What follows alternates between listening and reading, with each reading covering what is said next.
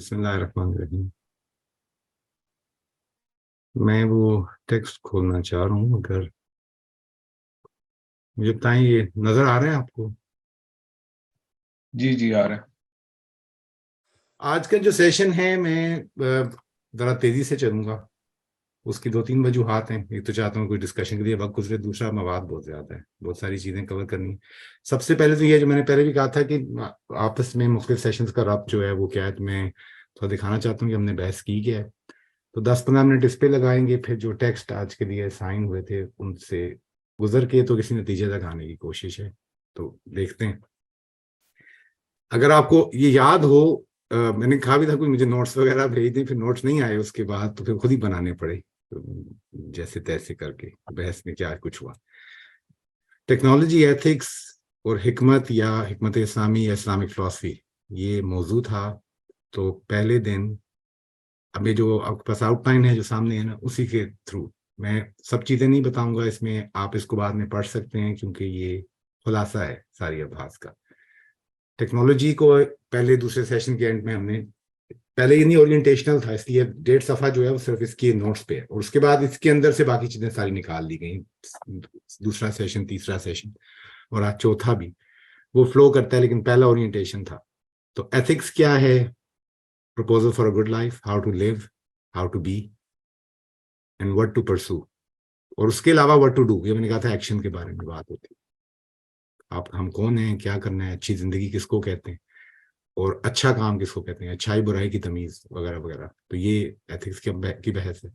Technology, हमने काफी तफसील से बहस की थी कि आ, कोई ऐसा टूल, कोई भी ऐसा आला जो मुझे मेरी खुदादाद सलाहियतों से बियॉन्ड, उससे आगे चल के कुछ करने में मददगार करे। तो हथौड़े की मिसाल आई थी कि बहुत जो हाथ से मैं नहीं करता वो थोड़े से करता, और वहां से शुरू करें टेक्नोलॉजी। तो इसलिए एक बेसिक लेवल पे उसकी अंडरस्टैंडिंग बहुत जरूरी है कि जब हम टेक्नोलॉजी कह रहे हैं तो क्या किसकी बात है। ये टूल्स से शुरू हुई थी बात, बाद में जो भी कहानी जहां भी गई, लेकिन टूल्स हैं जो इंसान को मैसर है। और एक टर्म जो मैंने बहुत ज्यादा इस्तेमाल की, अब इसमें नोट्स में नहीं है लेकिन वो कहीं लिख लें आप, टेक्नोलॉजी ऑफ द सेल्फ। मैंने इस पर बहुत ज्यादा बात की जब सेल्फ पे बात हुई थी कि सेल्फ जो आए कहता है, मैं, मेरी, मेरा, जो ये कह रहा है, क्या जात की जिस्म और उसके सारे आसाब और उसकी सारी हवास और उसकी फैकल्टीज जो भी हैं, वो क्या उसकी टेक्नोलॉजी है। ये बुनियादी बहस है, बहुत अहम बहस है ये। तो उसको देखना। फिर फलसफे में मैंने, फलसफे की बात हुई थी, और आज फेडरस का जो आपको अफलातून का आपने मुकालमा पढ़ा है, उसके एंड में वो मैंने उसका एक अलहदा सफा भेजा है, वहां पे फलसफा डिफाइन किया गया। फलसफा इसको कहते हैं, फलसफी कौन है। सोशल डायलेमा पे बात हुई थी, उसको सेटअप करने के लिए वहां से उसमें कुछ और टॉपिक्स भी थे। दे से, आय से की डिस्टिंक्शन होनी चाहिए कि टेक्स्ट क्या कह रहा है और मैं क्या कह रहा हूँ। तो ये एक इल्म हासिल करने का, पढ़ने का एक तरीका है, सोचने की तरीका है कि अपनी राय को मुकद्दम रखना, अपनी सोच को आगे करना, और जो लिखा है, जो पढ़ रहे हैं उसको ना समझ पाना। उसका एक आसान तरीका है, पहले ये कि जो टेक्स्ट है वो क्या कह रहा है, और फिर जो मैंने सुना उसको सुन के मैं क्या कह। तो इस पे भी थोड़ी सी बात हुई थी। सोशल डायलेमा से बहुत सारे मसाइल उठाए, उसमें देखा, और वहां पे जो हम नतीजे पे आए थे वो ये था कि टेक्नोलॉजी का इम्पैक्ट टोटल है।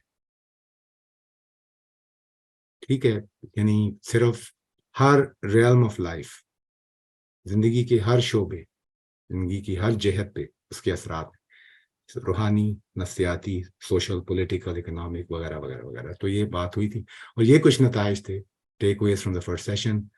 जुबान पे बात हुई थी कि जुबान और हकीकत का क्या ताल्लुक है। ये नील पोस्टमैन ने भी जो 6 नुकात उठाए उनमें एक जुबान वाला था कि जुबान की तब्दीली में स्टेक्स क्या हैं। ये अलहदा से सवाल है, अलहदा बहस है। जुबान तब्दील होती है, और अगर हम नहीं सोचते, वो हकीकत पे इंटरेस्टेड नहीं है, जिसको मैंने कहा पोस्ट मॉडर्निज्म ये है, मॉडर्निटी में ये नहीं था। तो उससे क्या फर्क पड़ता है। Medium is also the message.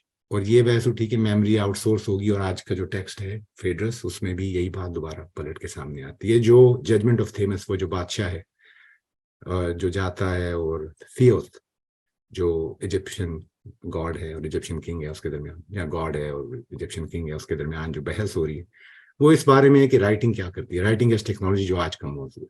ठीक है, तो इस पहले सेशन की सारी चीजों से ये impact of technology on analysis total, ये 4 इस्तिलाहात मैंने कहा था। चॉइस, जिसमें tools, modernity, control, story, self और इस्लाम।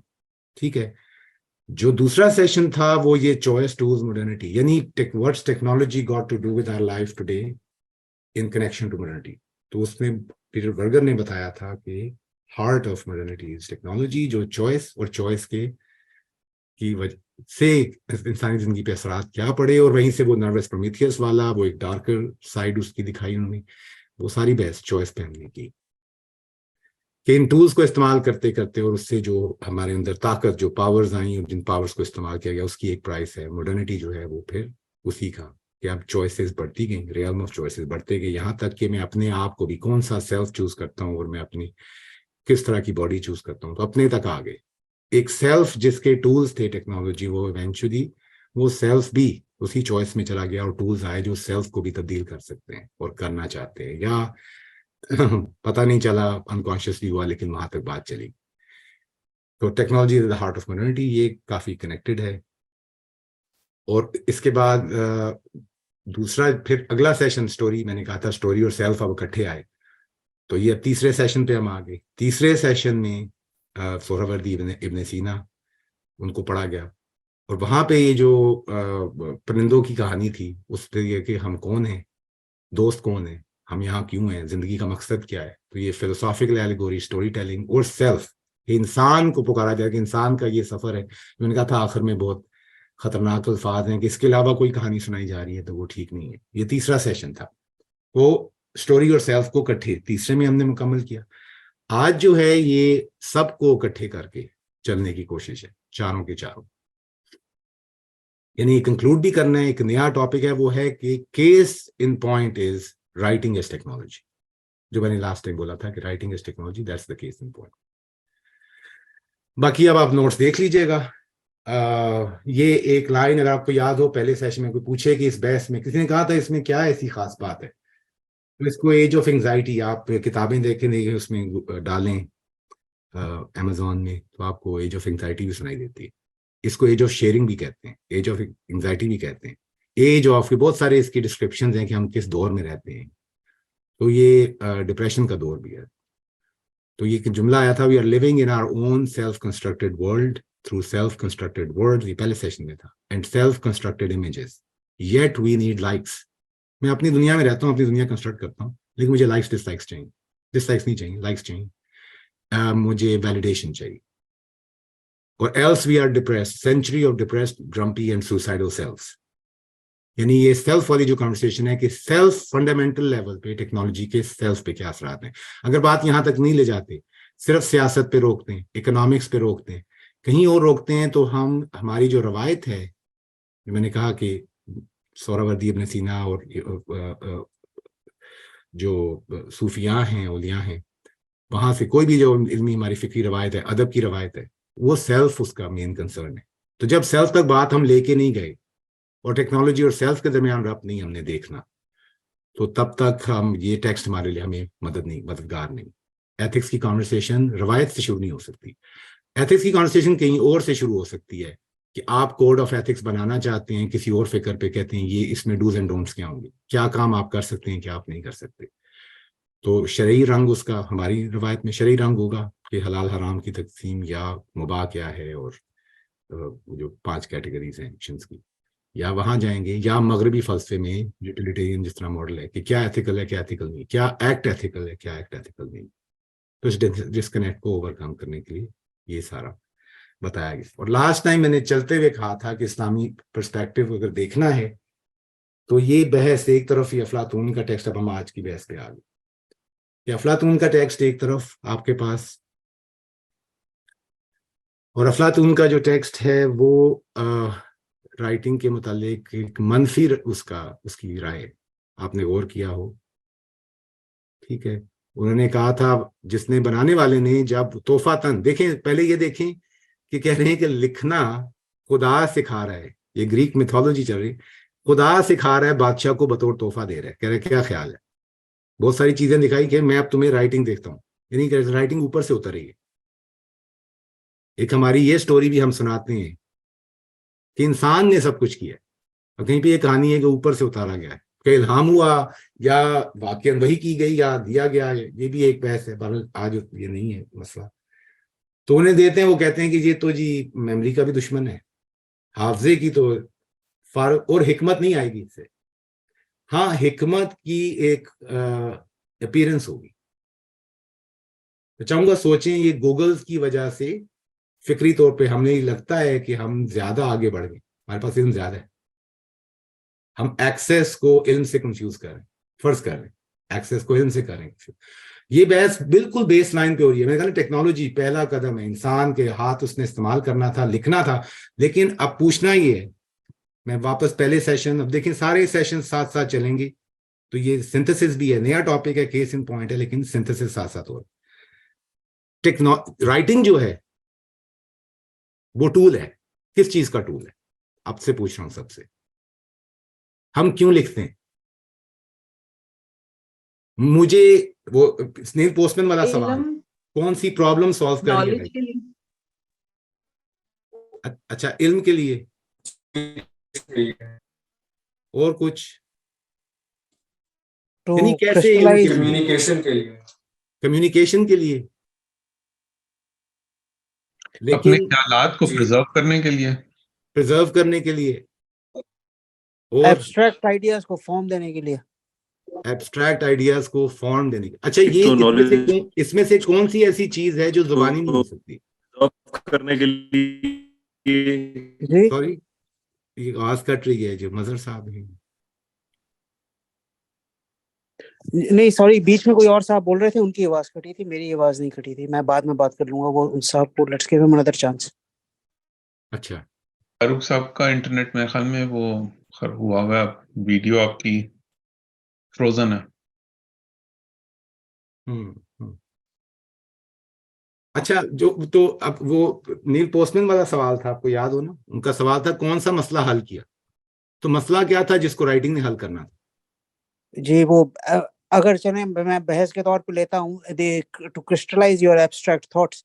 और अभी आपने शायद कहा था कि अच्छा ये ज़बानी क्यों नहीं हो सकती थी। हाँ जी, ये ज़बानी इसलिए नहीं हो सकती बिकॉज ज़बानी उसको वो फॉर्म नहीं दी जा सकती, उसको उस तरह it can't be publicized in the same way, it can't be discussed in the same way, it can't be इसकी वो उसकी वो डिबेटेबल फॉर्म नहीं बनती without writing, because as मैं इससे डिसएग्री I करूंगा cannot।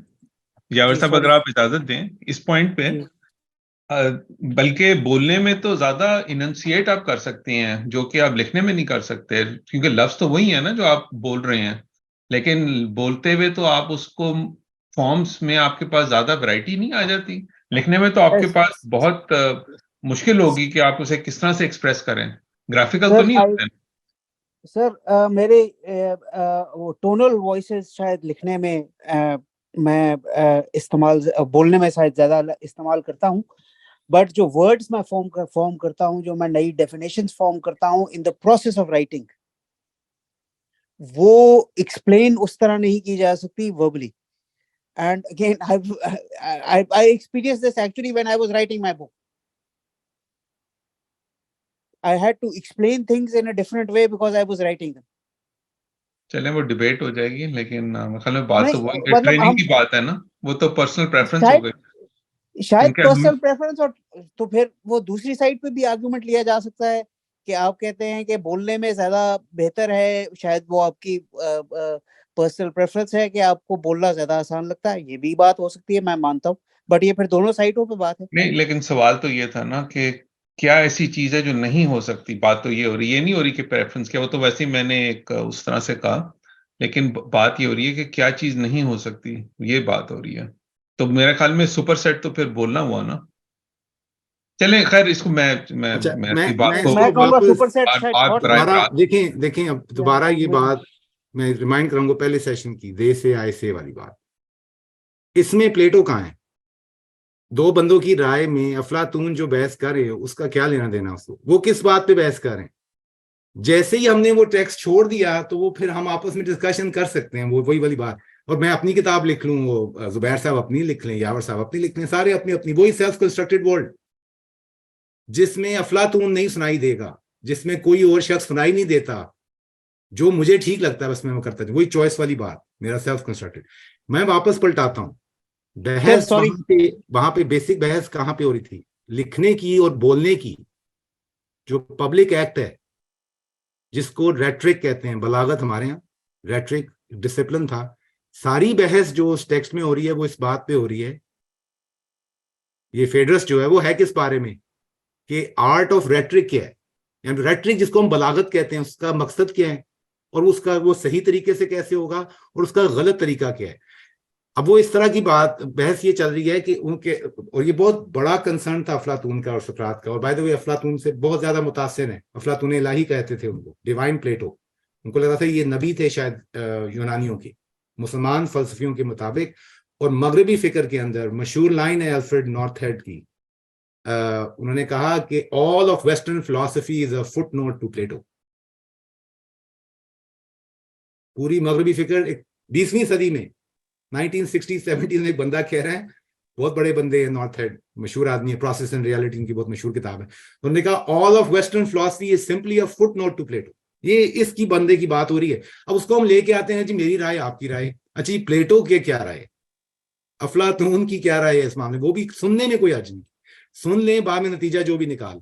वहां पे बहस ये हो रही है, वो कह रहे हैं कि ऐसे लोग जो लफ्ज आपने, पता नहीं आगा ने बोला है कि नहीं, सोफिस्टाई कहते हैं, सोफिस्ट, आपने ये लफ्ज सुना है सोफिस्ट्री? अगर सोफिस्ट्री किसी ने इस्तेलाह सुनी है आज तक कि ये सोफिस्ट्री की जा रही है, यानी क्लेवर आर्ग्यूमेंट देना। सोफिस्टिकेटेड और सोफिस्ट्री का एक ही रूट है, that which sound sophisticated may be sophistry. तो क्लेवर बात, चालाकी की तरह बात करना, मकसद हल करना। तो ऐसे लोग सोफिस्टाई आए हुए थे, अफलातून इनसे बहुत ज्यादा डिस्टर्ब थे, जो मीठी मीठी टेढ़ी स्किल देते थे, कहते हैं हम तुम्हें स्किल दे, जिसको आजकल बिजनेस वर्ल्ड में रखे ना, बिजनेस कम्युनिकेशन, एलिवेटर पिच कैसे देनी है, बंदा कैसे पकड़ना है। लेकिन इस सारे प्रोसेस में रेट्रिक का मकसद बोलने का, स्पीच का, स्पीच बोल के भी होती है, लफ्ज बोल के भी हो सकते हैं, लिख के भी हो सकते हैं, जिस हद तक लफ्जों ने कम्युनिकेट करना है। मकसद क्या है? मकसद है परसुएट करना। ये रेट्रिक की पहली किताब जो बेसिक इंट्रोडक्शन है, ये देखें, ancient rhetoric for contemporary students, एक डिसिप्लिन है जो पढ़ाया जाता था, खत्म हो गया, और रूट्स उसकी इसी टेक्स्ट में है, फेडरस में, प्लेटो की एकेडमी में। ये अहम तरीन सब्जेक्ट है। बाद में फिलोसफर की ट्रेनिंग का टेक्स्ट जो हमने, उसका भी थोड़ा सा एलिगोरी ऑफ द केव पढ़ी है, कि जो फिलोसफर किंग ट्रेन किया जाएगा उसको रेट्रिक पढ़ा के भेजना है बच्चे, जिसको आपने सियासत के लिए तैयार करना है उसको प्रॉपर रेट्रिक। लेकिन ये सोफिस्ट्री वाला रेट्रिक नहीं जो सियासत में बहुत ज्यादा होता है। वो मैं क्या बात करूं कि मजमा मेरे साथ हो जाए, मैं वोट जीत जाऊं। ये अफलातून का और सुकरात का मसला ये है कि वो बात कैसे करनी है कि हकीकत की तरफ पलटे, नफ्स हकीकत की तरफ जाए, वो रेट्रिक कौन सा होगा। और वो रेट्रिक जो मैं मनवा लूं, मुझे जो भी तरीका गेम खेलूं, जैसे उन्होंने कोर्ट रूम की मिसाल दी, उन्होंने कहा कोर्ट रूम में आके जैसे तैसे आर्ग्यूमेंट जीतना है आपने, जैसे भी जीतूं, उसका हकीकत से कोई ताल्लुक है? उनका ये ख्याल था कि ऐसे लोग आए हुए हैं जो जुबान को और रेट्रिक को और बलागत, यानी ये जो इल्म है, इसको इस्तेमाल करें, उसको मार्केट कर रहे हैं, पैकेज कर रहे हैं और अपना मतलब निकाल रहे हैं, और इस चीज को इल्म बना दिया। अगर ऐसे लोग एक्सपर्ट बने हुए हैं, ये आज की दुनिया में और उस वक्त की दुनिया में बहुत क्लोज पैरेलल है। आज भी ऐसे लोग एक्सपर्ट्स बहुत ज्यादा बैठे हैं जिनका मकसद ये है कि राय तब्दील, वोटर, अगर इस सब मिसाल ले लें कि वोटर की राय, वोटर का वोट किस तरह निकलवाना है, उसमें का आप क्या तरीके हैं इंसान को करने के। अब मैं ओल्ड फ्रेम है, पुराने फ्रेम है, सारे टेक्स्ट पे वापस आऊंगा, बात पे राइटिंग पे जाएगी कि अगर राइटिंग ने परसुएट करना वगैरह वगैरह, या और क्या फंक्शन वो अदा करती है। तो एक उसका जो कम्युनिकेशन है, किताब लिख के किसी को पढ़वानी है ना, वो पढ़वानी क्यों है? ताकि वो बंदा कायल हो जाए। कायल करना, परसुएट करना मकसद है स्पीच का, उसका पब्लिक एक्ट, लोगों को कायल करना है अपनी राय पे। अब उसमें वो 3 इथॉस, पैथोस और लोगोस, 3 चीजों की बात होती है।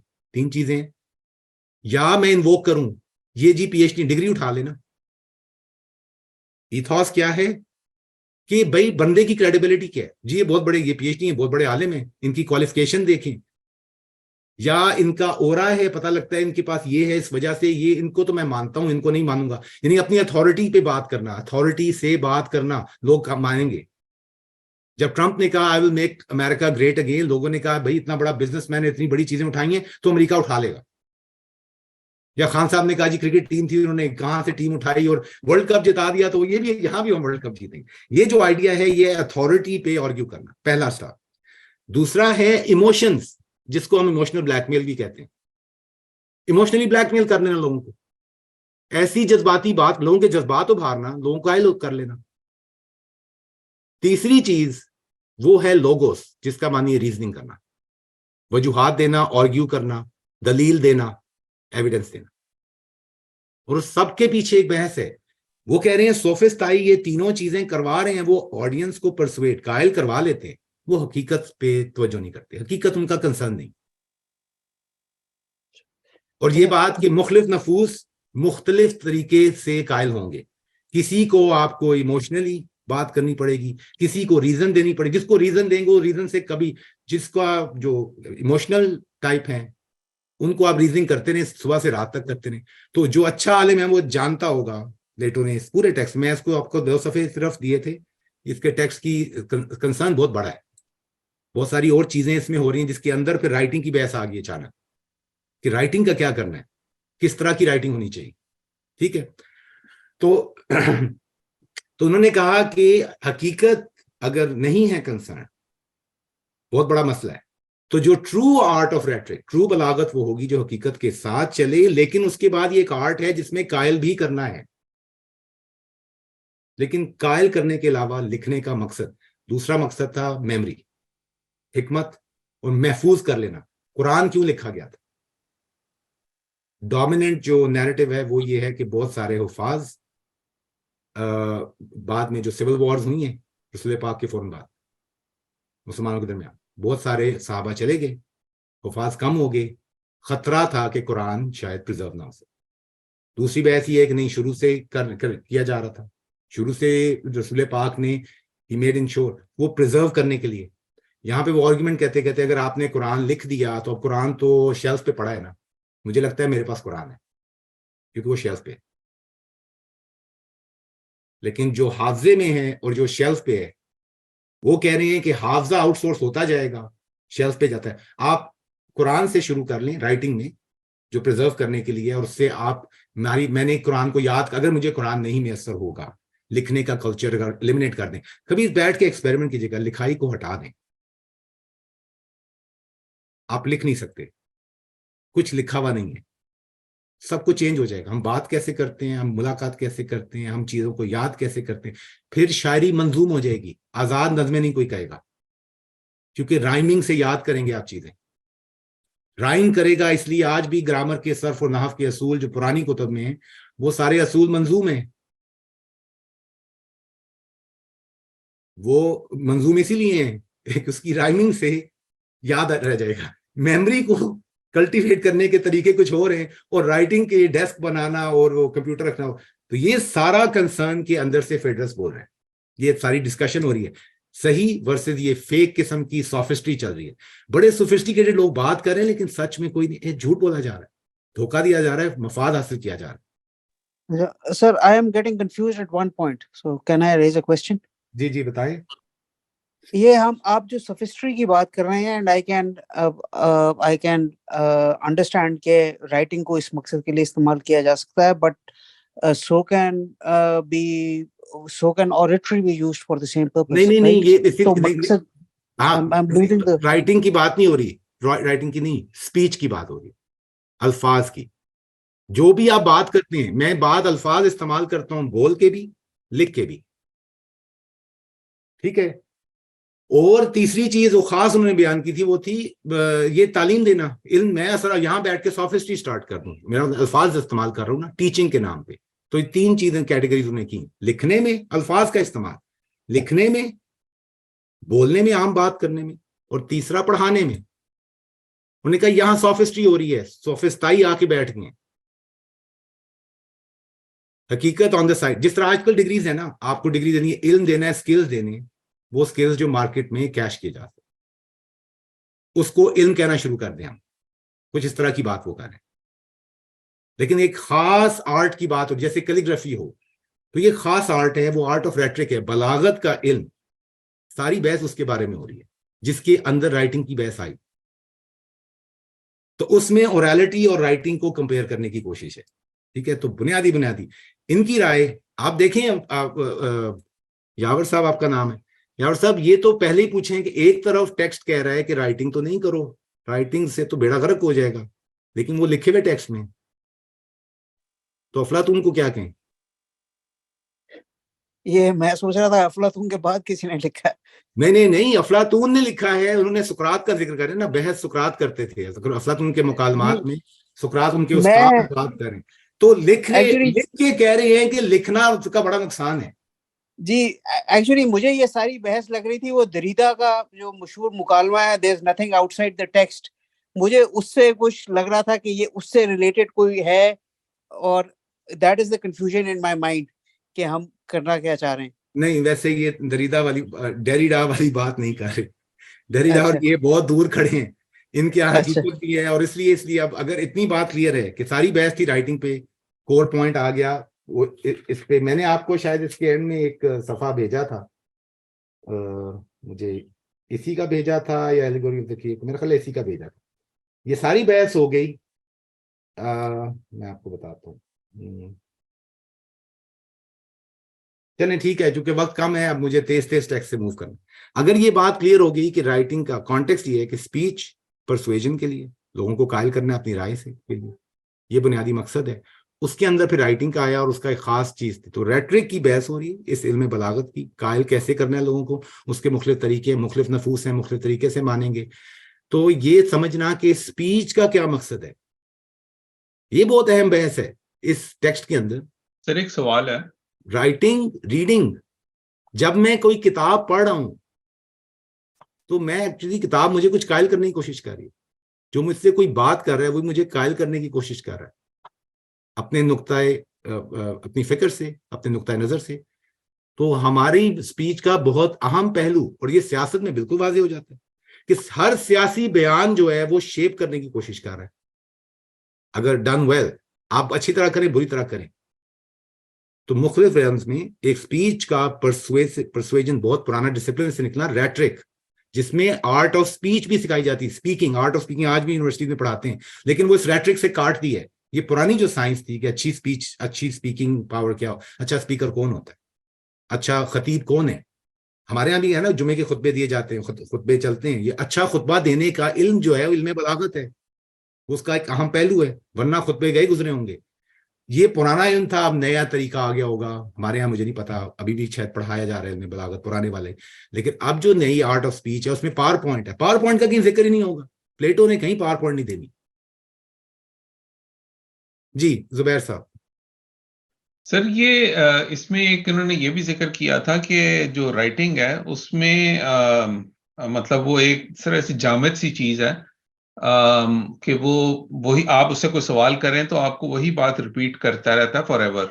हाँ। तो उसकी मिसाल उन्होंने फिर दी कि पेंटिंग में भी इसी तरह ही है। तो ये जरा क्लियर करें कि ये पेंटिंग में इसको उन्होंने किस तरह से इसके साथ जोड़ा है। मतलब बात तो अच्छा, समझ आती है कि वहां अब पे ये मैं, आप वहां ले जा रहे हैं जहां मैं जाना नहीं चाह रहा था। वजह ये है कि वो मौजूद, चलें ठीक है, अगर यहीं पे आज हम नहीं, अगले एलिगोरी ऑफ द केव तक नहीं पहुंचे, नहीं वो पहुंचना है इतनी सर। बिजली वहां गई है, लेकिन अभी सही तरह तारीकी नहीं फैली। एलिगोरी ऑफ द केव के बाद सही मानों में तारीकी फैल जाएगी हर तरफ। चले फिर पहले वो कर लेते हैं, इसको छोड़ें, वो वाकई ये जाए। मैंने जो सफा, आपको कोई बता सकते हैं मैंने कौन सा सफा भेजा था, एक तस्वीर जो शुभ सुबह में आज आप लोगों से शेयर हुई? जी, जो रंग बिरंगा सा था वो है, ओ, इसमें सफा नजर नहीं आ रहा। 354 शायद है या 554 है, ये क्लियर नहीं है सर। अच्छा ये चलें ठीक है, ये फिर मेरा ख्याल है दूसरा होगा। यूं देखें, या 554 ये है। जो आपने पूछा है ना, मैं तेज तेज, आप ही ने जुबैर साहब ज्यादा मसला खड़ा किया, क्योंकि आपने जाना है और फिर आप चीज खत्म नहीं करनी। सर, वो एलिगोरी पे जाते हैं, ये छोड़ दें, ये नहीं, जिमनी सा मैं सवाल जल्दी से है। ये बात आ, उन्होंने कहा ये सारा मसला हो गया। अब वो कह रहे हैं पेंटिंग से आप सवाल पूछें वो जवाब देगी। आप कहते हैं मैं समझता हूं, सवाल है, टेक्स्ट है ना, पेंटिंग एक टेक्स्ट है। ये जो कुछ सवाल होता है कि text is dead, the author is dead. उन्होंने कहा जी मेरे सामने तस्वीर है, स्टैचू लगा दें। एक किताब है सामने पढ़ी, उसके लफ्ज कुछ बोलते हैं, मैंने पढ़ा, जो मेरा जी चाहा मैंने मतलब निकाल लिया। एक सीरीज है बड़ी मशहूर, लाइब्रेरी ऑफ लिविंग फिलोसफर्स, जो पिछले कोई करीबन 100 साल से चल रही है। वहां मसला यह था कि जी फलसफी तो मर जाता है, पीछे लोग लड़ाई करते रहते हैं, नहीं जी वो तो ये कह रहे थे, नहीं वो तो ये कह रहे थे, पढ़ सारे एक ही टेक्स्ट रहे हैं। उन्होंने कहा यार ऐसा क्यों ना करें कि लिविंग फिलोसफर से पहले से ही सवाल पूछ लो, इससे पहले कि वो फोत हो जाएं। उनसे पूछ लें आज में कि भाई आप क्या कह रहे थे, मेरा ये सवाल है, मेरी ये तनकीद है, जवाब दें। ये सीरीज क्यों है? क्योंकि उनका लिखा हुआ फलसफा अफलातून समेत पढ़ने जब गए वो जवाब नहीं दे सकता, वो खामोश है। ये एक बहस भी आती है कि कुरान काफी है। वो जी कुरान काफी है तो कुरान को हर बंदा अपने राज से इंटरप्रेट करता है, इसलिए कहते हैं कि क्या कुरान के साथ कुरान के उस्ताद की जरूरत है या नहीं है, कुरान बगैर उस्ताद के पढ़ा जा सकता है। तो यहां भी यही बात हो रही है कि एक और डिस्कोर्स है जो डेड नहीं है, वो लिविंग है। इसीलिए मुकालमा क्यों लिखा जा रहा है कि मुकालमे में लोग क्लैरिफाई करते रहते हैं, आपका ये मतलब है, नहीं नहीं मैं ये नहीं कह रहा था, मैं तो ये कह रहा था। कदम कदम पे मुकालमे में क्लैरिफिकेशन होगी। मेरी आपकी बात हो रही है, सर 1 मिनट ठहरें जी, तो ये सवाल है, इसका तो बता दें। सर ये समझ नहीं आया, ये आपने क्या बोल के चलेगी, मैं वहीं जवाब दे सकता हूं। अब मैं आपको अपना स्पीच लिख के भेज देता हूं, आप पढ़े, अब जो दिल में आए माने निकाले। तो ओरेलिटी को दिखा रहे हैं कि ओरेलिटी सुपीरियर है रिटन वर्ड से कई लेवल्स पे। यानी ये जो मुबाहिसा है, मुकालमा है बगैर रिटन टेक्स्ट के। हो सकता है लोग कहते हैं ना खतो किताबत भी होती है, मैंने आपको खत लिखा, आपने मुझे खत लिखा, मुझे नहीं पता ये मैसेजिंग इसमें कहाँ है। मैंने आपको पैगाम भेजा 3 लाइनर LOL, इसका मुझे भी पता नहीं मतलब क्या है, लेकिन बार कुछ है ये चीज। वो भी लफ्ज गायब होते जा रहे हैं, जुबान गायब होती जा रही है, अगली नस्ल बात ही इसी में कर रही होगी, सिर्फ लेटर्स हैं, वर्ड्स हैं ही नहीं, without words, language without words. ठीक है, तो ये वो कह रहे थे कि जुमला आप सुन लें, it is a discourse, another kind of discourse. यानी ये पेंटिंग खामोश है, रिटन वर्ड भी खामोश है। जैसे कुरान की बात हो रही है, कई इंटरप्रिटेशंस आ रही, तो कहते हैं कि it is a discourse that is written down with knowledge in the soul of the listener। मैं बतौर उस्ताद अगर अच्छा उस्ताद हूं तो मैं आपके सोल पर कुछ लिख रहा हूं, कागज पे नहीं लिख रहा हूं। इल्म देना लोगों के सोल्स पर लिखना है। बात लिखाई की हो रही है लेकिन नफूस पे चीजें लिखी जा रही, कागजों पे नहीं। It can defend itself and it knows for whom it should speak and for whom it should remain silent। तो एक उस्ताद को कहा यह जा रहा है कि पता होना चाहिए कि मैंने अपने इस शागिर्द के नफ्स पे क्या लिखना है, इसके नफ्स पे क्या लिखना है, इसके नफ्स पे क्या लिखना है। वो one package fits all standard practices नहीं होंगी। और अच्छा आलिम वही है, अच्छा आर्ट ऑफ रेट्रेशन वही है जो ये सब समझता हो कि किसके नफ्स को किस लिखाई की जरूरत है, लेकिन नफ्स पे लिखा जा रहा है, किताब पे नहीं। हो गया जुबैर साहब, मैंने बुनियादी जवाब दे दिया। इस हर मसले के अंदर फिर बहुत सारी और बातें निकल, ये बहुत रिच टेक्स्ट है, ये आपको मौका मिले तो फेडरस पूरा पढ़े, बहुत कमाल का टेक्स्ट। अच्छा जी, यहां से अब छलांग मारे एलिगोरी ऑफ द केव। यहां मैं बस एक ट्रांजिशन के लिए छोटी सी चीज बताना चाहता हूं। आपने गौर किया है नील पोस्टमैन जो हैं वो क्लासिकली ट्रेंड है, वो रेट्रिक पढ़ के आए, ठीक है। क्लासिक लिबरल आर्ट्स, किसी ने ये लफ्ज सुनी है इस्तिलाह लिबरल आर्ट्स एजुकेशन, किसी ने सुनी है? जी पाकिस्तान में लिबरल आर्ट्स का जिक्र होता है, मेरे ख्याल लम्स में शायद होता है, हबीब यूनिवर्सिटी वालों ने लिबरल आर्ट्स को मॉडल बनाया, ऐसा सुना है आपने? जी बिल्कुल सुना हुआ है। उसका क्या मतलब है? लिबरल आर्ट्स किसको कहते हैं, कि क्या चीज है लिबरल आर्ट्स? मैं भी एक लिबरल आर्ट्स कॉलेज में पढ़ाता हूँ। ह्यूमैनिटीज हो, साइंसेस के अलावा ह्यूमैनिटीज पे ज्यादा जोर हो, तो उसको लिबरल आर्ट्स क्यों कहते हैं? The art of making a person liberal. नहीं, लिबरेट करता है आपको। लिबरेट करता है, किस चीज से लिबरेट करता है? ये तो अब ऐसे तो ना करे ना, वो जेल में थे, किस जेल में बैठे थे जहां से लिबरेट होना था? चेन्स जो है हमारे साथ, बेड़ियां जो है, उनसे लिबरेट करता है। कौन सी बेड़ियां? जो हमारे पैरों में पड़ी हैं, जो जैसे अभी हम भी निकलने की कोशिश कर रहे हैं ना केज से, अभी तो सर ही निकला है, पर और वो ये तो आप पीछे ही है ना। एलिगोरी ऑफ द केव उसकी बात कर रही हैं?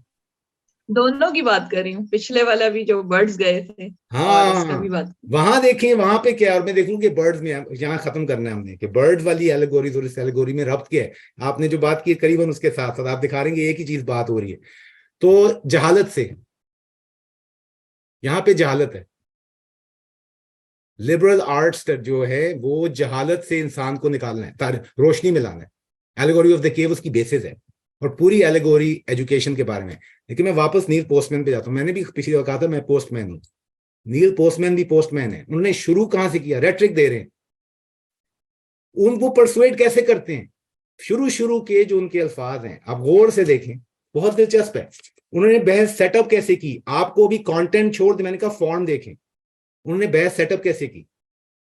सबसे पहले लेके आए बड़े लोगों को, ईथॉस को इस्तेमाल किया। उन्होंने कहा थोरो अमेरिकन नेशनल कॉन्शियसनेस का एक बड़ा बंदा, हेनरी डेविड थोरो, जिन्हें ऑन वॉल्डन लिखा था।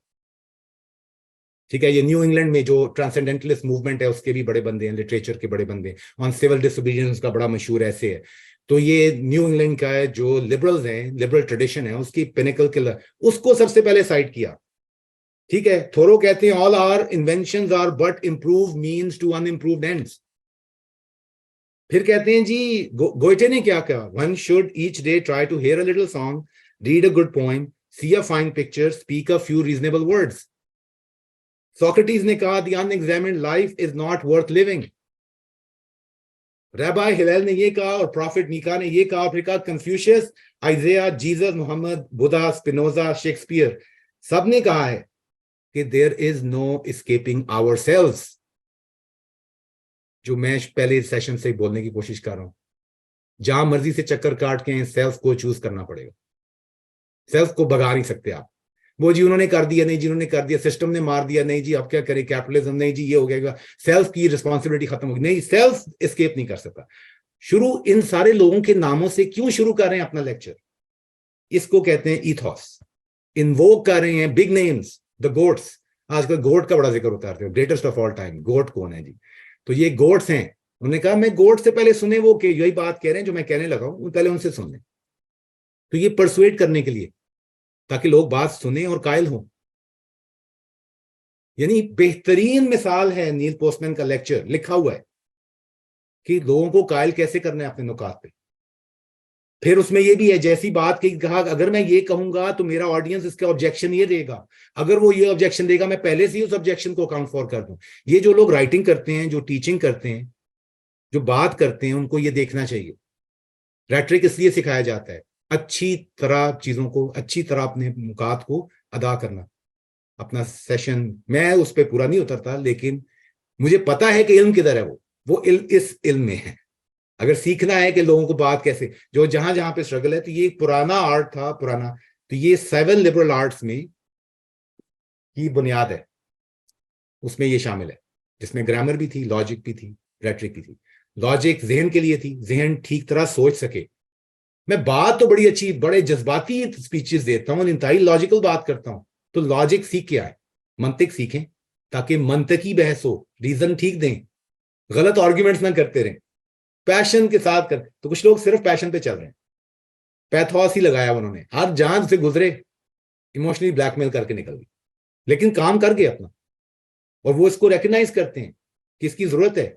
जहां पे तीनों चीजें कन्वर्ज करेंगी, अगर अथॉरिटी भी हो मेरे पीछे, अगर मैं इमोशनली भी आपको हिला दूं और साथ में रीजनिंग भी बड़ी अच्छी दूं, तो बस फिर होगी। अब आप कहां भागेंगे? ऑडियंस कहां भाग के जाए? हर एंगल से मैंने उनको पकड़ा है।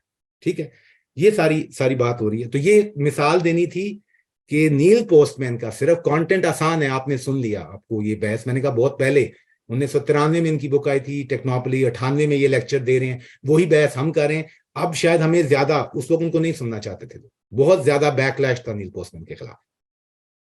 बिल गेट्स से काम बर्दाश्त हो रहे नील पोस्टमैन, जिस तरह बिल गेट्स की क्लास ली जा रही थी।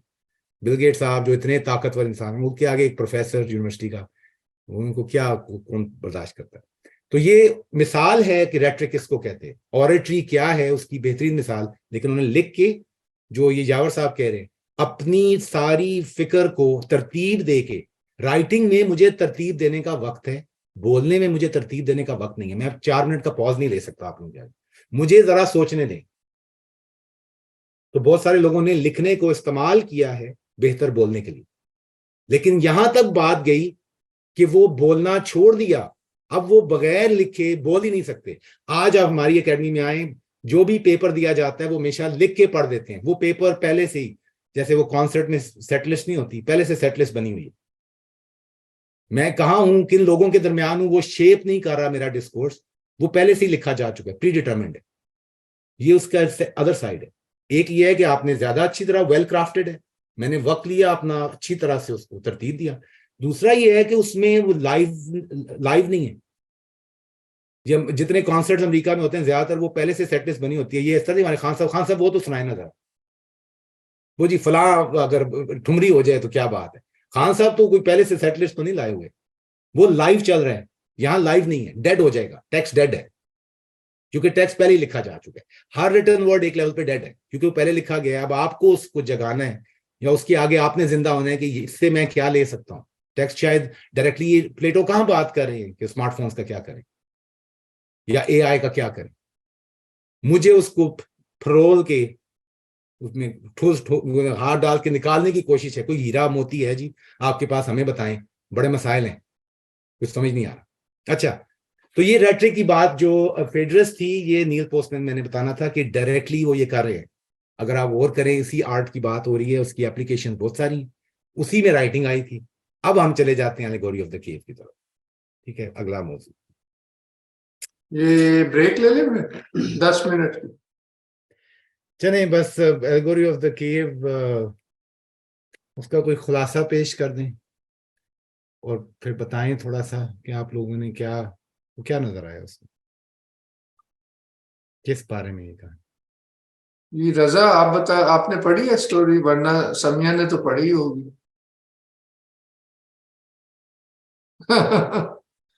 आप ही बता दें समिया, आप ही बता दें।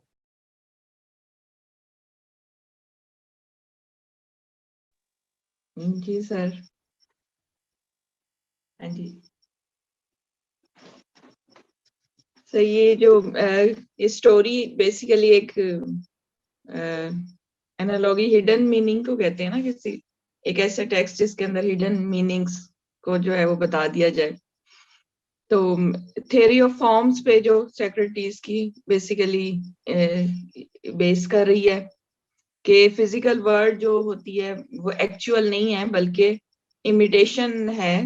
जो रियलिटी जो एग्जिस्ट करती है आउटसाइड, हम उससे ना वाकिफ होते हैं, बल्कि हम जो देख रहे होते हैं हमें लगता है कि एक शेडो है, और वो बेसिकली रियलिटी शेडो ही होता है और रियलिटी से बहुत दूर होता है। इसमें स्टोरी यही है कि एक ऐसी बस्ती का जिक्र है, एक केव का उन्होंने नाम लिया है कि केव एक ऐसी जगह है जहाँ पे एक जो जनरेशन बचपन से उसको जंजीरों में रखा हुआ है, और ऐसी जंजीरें हैं कि वो अपनी गर्दन भी मोड़ के पीछे भी नहीं देख सकते। और कुछ उन्होंने बताया कि आग जल रही है जिसके पीछे से उनको जो सारे जो फिगर्स हैं, जो नेचर की चीजें हैं, जो उनके शेडो बेसिकली सामने वॉल पे नजर आ रहे हैं, और वो देखते देखते बड़े हुए हैं। और मसलन उनको जो भी चीज आ रही है वो रिफ्लेक्ट होके उससे आ रही है, उसको शेडो देख रहे हैं, और वो उसी को रियलिटी समझ के बैठे हुए हैं। उनमें से एक जो है शख्स अपनी वो जंजीरें तोड़वा के जरा बाहर जब निकलता है तो वो तो देखता है कि ये तो वो नहीं था जो मैं सारा उम्र देखता रहा हूँ, रियलिटी तो कुछ और है। चीजों की जो शक्लें ही हैं, अगर उनका ही ले दें ऑब्जेक्ट्स की, वो तो बिल्कुल डिफरेंट है। और जो वो देखता है दुनिया की कि असल क्या है रियलिटी, तो वो फिर चाहता है कि मैं जाके वापस उनको बताऊं, और ताकि वो भी असल चीजों की जो रियलिटी को देख सकें। जब वो जाके बताते हैं तो वो सारे लोग उसके अगेंस्ट हो जाते हैं, और वो उन्हें बताता है, जगाने की कोशिश करता है कि जो आप देख रहे हो ये दुरुस्त नहीं है, असल तो बाहर है। और इवन के वो उसे मेरे ख्याल में मारने के लिए भी तैयार हो जाते हैं, जैसे कि बहुत सारे हम जो भी सुनते हैं, जब भी कोई ऐसी बात करता है तो उसकी जान पे भी बन जाती है। काफी जो हमारे इवन ये जो सारे फिलोसफर्स हैं उनके साथ यही किया है जमाने ने। तो एक फिलोसफर का फिर उन्होंने एंड में बताया कि क्या होना चाहिए कि जिस जो या कोई एक जो एजुकेशन हासिल कर ले इंसान, एक रियलिटी तक पहुंच जाए, तो फिर उसका एक फर्ज होता है कि वो वापस जाके दूसरे लोगों को भी उस डार्कनेस से निकाले। और इसमें अगर कोई मुश्किलात भी आए तो उसको सफर करना चाहिए। यही यहाँ तक ही मैंने इसको कोरिलेट अगर उसके साथ करें तो वो भी इससे मिलता जुलता, जैसे मैंने पहले भी इशारा किया था। बाकी कोई और बता दें ना, आप दोबारा इशारा कर दें वो, फिर मैं यही, और लोग भी जल्दी जी। जल्दी बताएं उन्होंने क्या देखा इसमें और दोनों में। जो मुझे ये लग रहा था कि जो उसी तरह शक्ल जो थी, जो सबकी बेड़ियां थी, वो परिंदे उड़ के गए और वो रियलिटी की तरफ प्रवास करके चले गए अपनी उससे। पहले तो वो उसी के अंदर थे, भूल गए थे कि हम कभी आजाद भी थे, या और कैसे हमने उड़ना भी नहीं उन्हें आ रहा था। लेकिन जब वो गए किसी के इनिशिएट करने पर, जब वो जाता है और प्रवास करता है टुवर्ड्स रियलिटी, इसी तरह इनमें से भी एस्केप ही है ना बेसिकली, वो भी बाहर निकला था। ये भी एक आदमी एस्केप करके गया और उसने रियलिटी को देखा और रियलिटी के साथ मसलन ये दोनों इस तरीके से आपस से मुझे तो लग रहे थे कि जुड़ रहे थे। हाँ जी, कोई एक आध, कोई और साहब साहिबा कुछ और क्या नजर आया इसमें? सायरा आपको चैट, आप कौन बोला? नहीं, रजा साहब मेरे लिए बोलना चाहते हैं। जी जी जी। जी, आवाज़ मेरी शायद थोड़ी सी डिस्टॉर्ट हो रही होगी। मैं इसमें बस एक चीज़ ऐड कर रहा था कि उसमें मेरे लिए जो इंटरेस्टिंग पॉइंट था वो ये था कि वो पॉइंट आउट करते हैं कि जिसपे हकीकत जो है इस तरह से वाजे हो जाती है, वो मतलब उस हकीकत के यहाँ होने की वजह से, उस मैनिफेस्टेशन ऑफ रियलिटी की वजह से भी, और जब वो वापस आता है तो लोगों के लिए वो एक तरह से वो पागलपन है। मतलब उसकी वो जो हालत है वो अब इन रियलिटी तो उसके ऊपर इल्म ज्यादा वाजे हुआ है, लेकिन जो पिछली स्टेट से के आदी हुए में उनके लिए वो एक मतलब कह लें कि वो उसके लिए पागलपन उसे समझ रहे हैं कि मतलब क्या बात कर रहे हैं जो कि हमारी हकीकत से मुताबिकत नहीं रखती। तो वो बड़ा रिलेटेबल एक पॉइंट था कि हमारे सूफी टेक्स्ट के अंदर भी इस तरह की बातें जो है बड़ी वाजे बयान हुई हुई हैं। हम्म। और उससे ताल्लुक जो पहले हमने, क्योंकि वो मुस्लिम फलसफी हैं, अब जो इब्न सीना का हमने पढ़ा, उनके पीछे अल-फराबी हैं। अल-फराबी ने एक टेक्स्ट लिखा था जो रेकंसाइल करने की कोशिश थी अफलातून और अरस्तू। लेकिन दोनों को आपने वो देखा, मशहूर पेंटिंग है अफलातून, वो अकेडमी की पेंटिंग है। अफलातून ऊपर की तरफ इशारा कर रहे हैं, अरस्तू नीचे की तरफ इशारा कर रहे हैं। पता नहीं आप लोगों ने वो पेंटिंग देखी है, इसका क्या नाम है, बहुत मशहूर पेंटिंग है ये। तो अफलातून रेनेसांस की पेंटिंग है। अफलातून ऊपर इशारा करते हैं, अरस्तू नीचे इशारा करते हैं, फिर उनके फलसफे का। तो बीच में फराबी ने आगे टेक्स्ट लिखा, तो उन्होंने कोशिश की कि दोनों को रेकंसाइल कराए कि ऐसे नहीं है। लोग देखते हैं जी ये अफलातून कुछ और, उस्ताद शागिर्द हैं, अफलातून उस्ताद है, उनके उस्ताद सुकरात हैं, और रस्तू तो ये अभी किताब आई है एरिस्टोटल्स चिल्ड्रन, प्रोफेसर ने लिखी है। वो किस बारे में है कि ज्यूज, क्रिश्चियंस और Muslims in the medieval times were all children of अरस्तू। अरस्तू भी फिक्री बाप है, मुसलमानों के भी और यहूदियों के भी। तो वो स्टेक्स ये हैं कि ये एक शेयर ट्रेडिशन भी है, ज्यूइश ट्रेडिशन, क्रिश्चियन ट्रेडिशन, मुसलमानों के दरमियान ये एक शेयर ट्रेडिशन है। सिर्फ क्रूसेड नहीं थे मिडीवल वर्ल्ड में, उधर ये भी हो रहा था। चूंकि सेंट थॉमस एक्वाइनस जो बहुत बड़े बंदे हैं, ये सारा बताना बैकग्राउंड मकसद होता है कि अहमियत क्या है इन टेक्स्ट की, अफलातून की क्या अहमियत है हिस्टोरिकली भी, और आज भी कि टेक्स्ट पढ़ भी रहे हैं वो भी है, लेकिन इसकी हिस्टोरिकल हैसियत भी है, उसको भी नहीं भूलना चाहिए, बहुत अहम है। तो लिख रहे हैं सेंट थॉमस एक्वाइनस जब अपनी सिस्टमैटिक थियोलॉजी लिखते हैं, सुमा थियोलॉजिया, उसमें तीसरा सबसे साइटेड बंदा है, उसका नाम है द कमेंटेटर, वो इब्न रुश्द है, इब्न रुश्द। एविरोर्स। किसके कमेंटेटर? अरस्तू के कमेंटेटर। तो ऊपर कौन होगा? बाइबल आगे आगे नंबर 2 1 पे बाइबल होगी, तो तीसरे चौथे नंबर पे इब्न रुश्द हैं सबसे साइटेड। तो इस तरह की चीज भी है। तो ये एक रवायत की आप अंदर हैं। जब हम अरस्तू जब अफलातून को पढ़ रहे हैं तो हम एक सिर्फ इस्लामी रवायत भी नहीं पढ़ रहे हैं, हम एक्चुअली एक पूरी दुनिया है जो ग्रीक से शुरू होती है और मिडीवल क्रिश्चियन जूइश मुस्लिम वर्ल्ड में ये उसके अंदर, और ये बुनियादी उलूम है जो एक्चुअली 19वीं सदी तक ये लिबरल आर्ट्स का पर्सपेक्टिव रहा। अभी भी लिबरल आर्ट्स कॉलेजेस हैं, इसको अभी भी अमेरिका में क्लासिकल स्कूल्स हैं जो इस करिकुलम को सामने रखते हैं जिसको इन्होंने डिफाइन किया। ठीक है, तो ये सारी चीजें बताना जरूरी है। अब यहाँ पे अहम बात यह है कि टेक्स्ट किस कॉन्टेक्स्ट में है।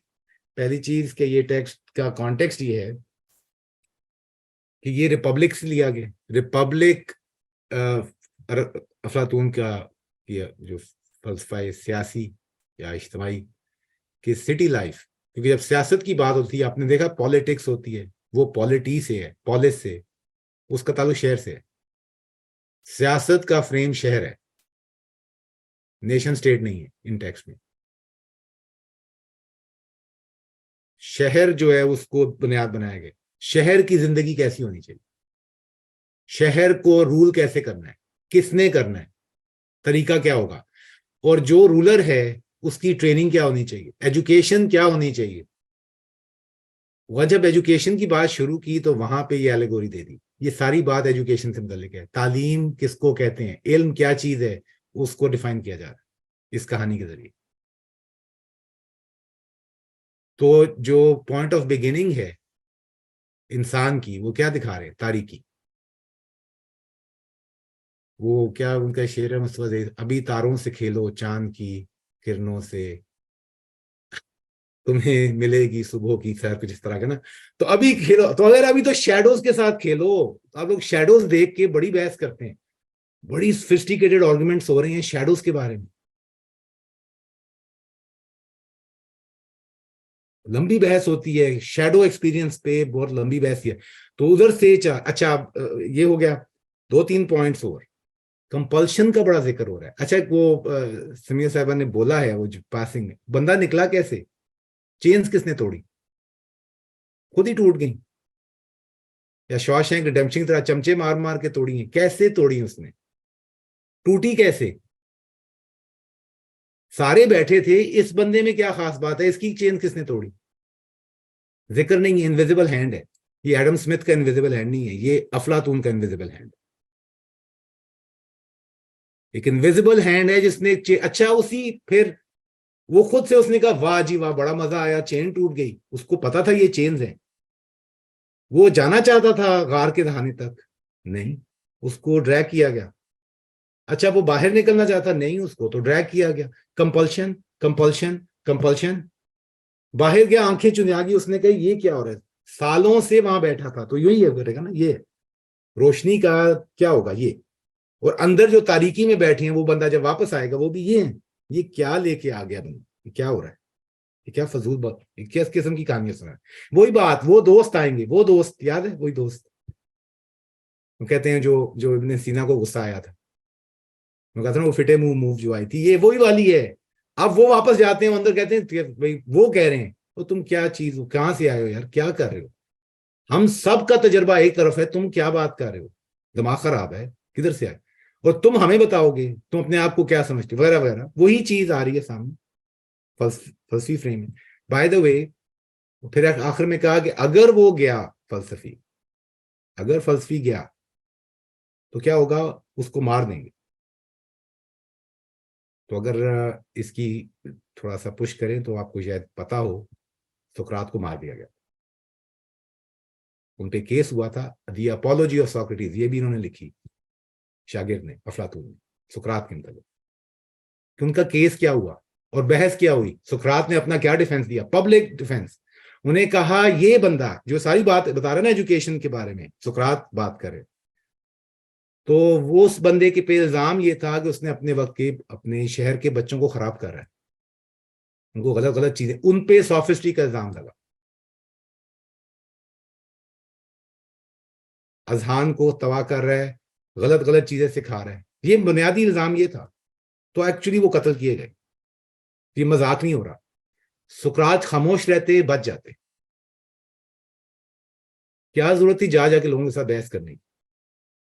ये सवाल जवाब, जिधर बैठे मुकादमा स्टार्ट, वो सिंपोजियम पढ़े हो जी, रात को पार्टी हो रही है, सारे पार्टी कर रहे हैं, मोहब्बत पे जी लंबा लेक्चर देने दे, सुकरात साहब आए, मैं लेक्चर दे दूं, तो एंड में कत्ल ही होने। लेकिन जवाब इस टेक्स्ट के अंदर है। फलसफी जब बाहर आया, उसको रोशनी नजर आई वगैरह वगैरह, वो बंदा जिसको इल्म आ गया, रोशनी आ गई, उसको क्या, उसको रोशनी में नहीं रहना चाहिए? उन्होंने कहा जी, सवाल पूछा गया टेक्स्ट में, उसको वापस धक्का दे के अंदर भेजना ज्यादती नहीं है उसके साथ? उसको दोबारा तारीकी में भेजो, तारीख लोगों में, जायलों में जाके बैठो। उन्होंने कहा नहीं, ऐसा नहीं हो सकता। शहर के अंदर जो सही शहर है, उसमें ये बहुत जरूरी है कि जो इल्म हासिल करे वो फिर इल्म आके दें। ये फ्रेम हमारे साथ लिंक होता है, रसूल पाक के साथ भी लिंक होता है, इल्म हासिल करना और फिर इनकी तबलीग करना। ठीक है, क्यों करें? कोई जानना कोई नहीं चाहता। मेरी अपनी राय, मैंने वही कहा था कि मैंने कहा कि मेरी राय तो, मुझे तो राय तो है सब कुछ। जैसे कि किसी कहा रोशनी है, मैं तारीकी, कौन मानता है मैं तारीकी में रहता हूं? कोई ये कहना मेरी जिंदगी में वाकई तो मैं तो जी केव में बैठा हूं, ये तो मेरी अना पे बहुत बड़ा इल्जाम होगा कि मैं एक्चुअली जाहिल हूं। मेरी अना कहां बर्दाश्त करेगी कि मैं जाहिल हूं? वो शुरू यहां से करा रहे हैं, और पूरा लिबरल आर्ट्स करिकुलम जवाब था इस तारीकी से बेड़ियां तोड़ के इल्म की रोशनी, इल्म के नूर तक लाने का पूरा प्लान इस टेक्स्ट के अंदर उन्होंने दिया। आगे अगर आप जो लोग पढ़ना चाहें रिपब्लिक के ये सवाल, आगे ये सारे टेक्स्ट पीडीएफ ऑनलाइन अवेलेबल, आगे वो पूरा करिकुलम देते हैं। ये 8 डिसिप्लिन है। 9वें पे जाके बात किसी और लेवल पे चली गई। उन उलूम का बराह रास्त ताल्लुक है हकायक के साथ, यानी वही मौजूदात के साथ, इसको स्टडी करना। उसी में रेट्रिक भी आएगा। पूरा करिकुलम डिफाइन हो रहा है। किसका करिकुलम? कि जो शख्स इस शहर की क़यादत या उसकी लीडरशिप संभालेगा, जो उसका वो फिलॉसफर किंग, उसकी ट्रेनिंग क्या है, उसको एजुकेट कैसे करना। लेकिन उस सारे में खर्चा क्या है? फिलॉसफर साहब वापस नहीं आना चाहेंगे। वो बंदा वो पोजीशन लेना नहीं चाहता। कंपेल करें उसे, उस फलसफी को कंपेल करें, वो नहीं लेना चाहेगा। यहाँ पे मुझे हमेशा याद आता है ये मौला अली के बारे में है कि कोई साहबा उनके पास, कोई साहबी आया, उन्होंने कहा जी कि मुझे अगर इसका गवर्नर बना दें यहाँ का, क्या ख्याल है? बड़ा मेरा दिल चाह रहा है मैं खिदमत करूं। तो उन्होंने कहा चूंकि आप गवर्नर बनना चाहते हैं इसलिए आप डिस्क्वालीफाइड। एग्जैक्टली अफलातून ये कहते हैं, जो बने हुए हैं वो क्वालिफाइड नहीं है।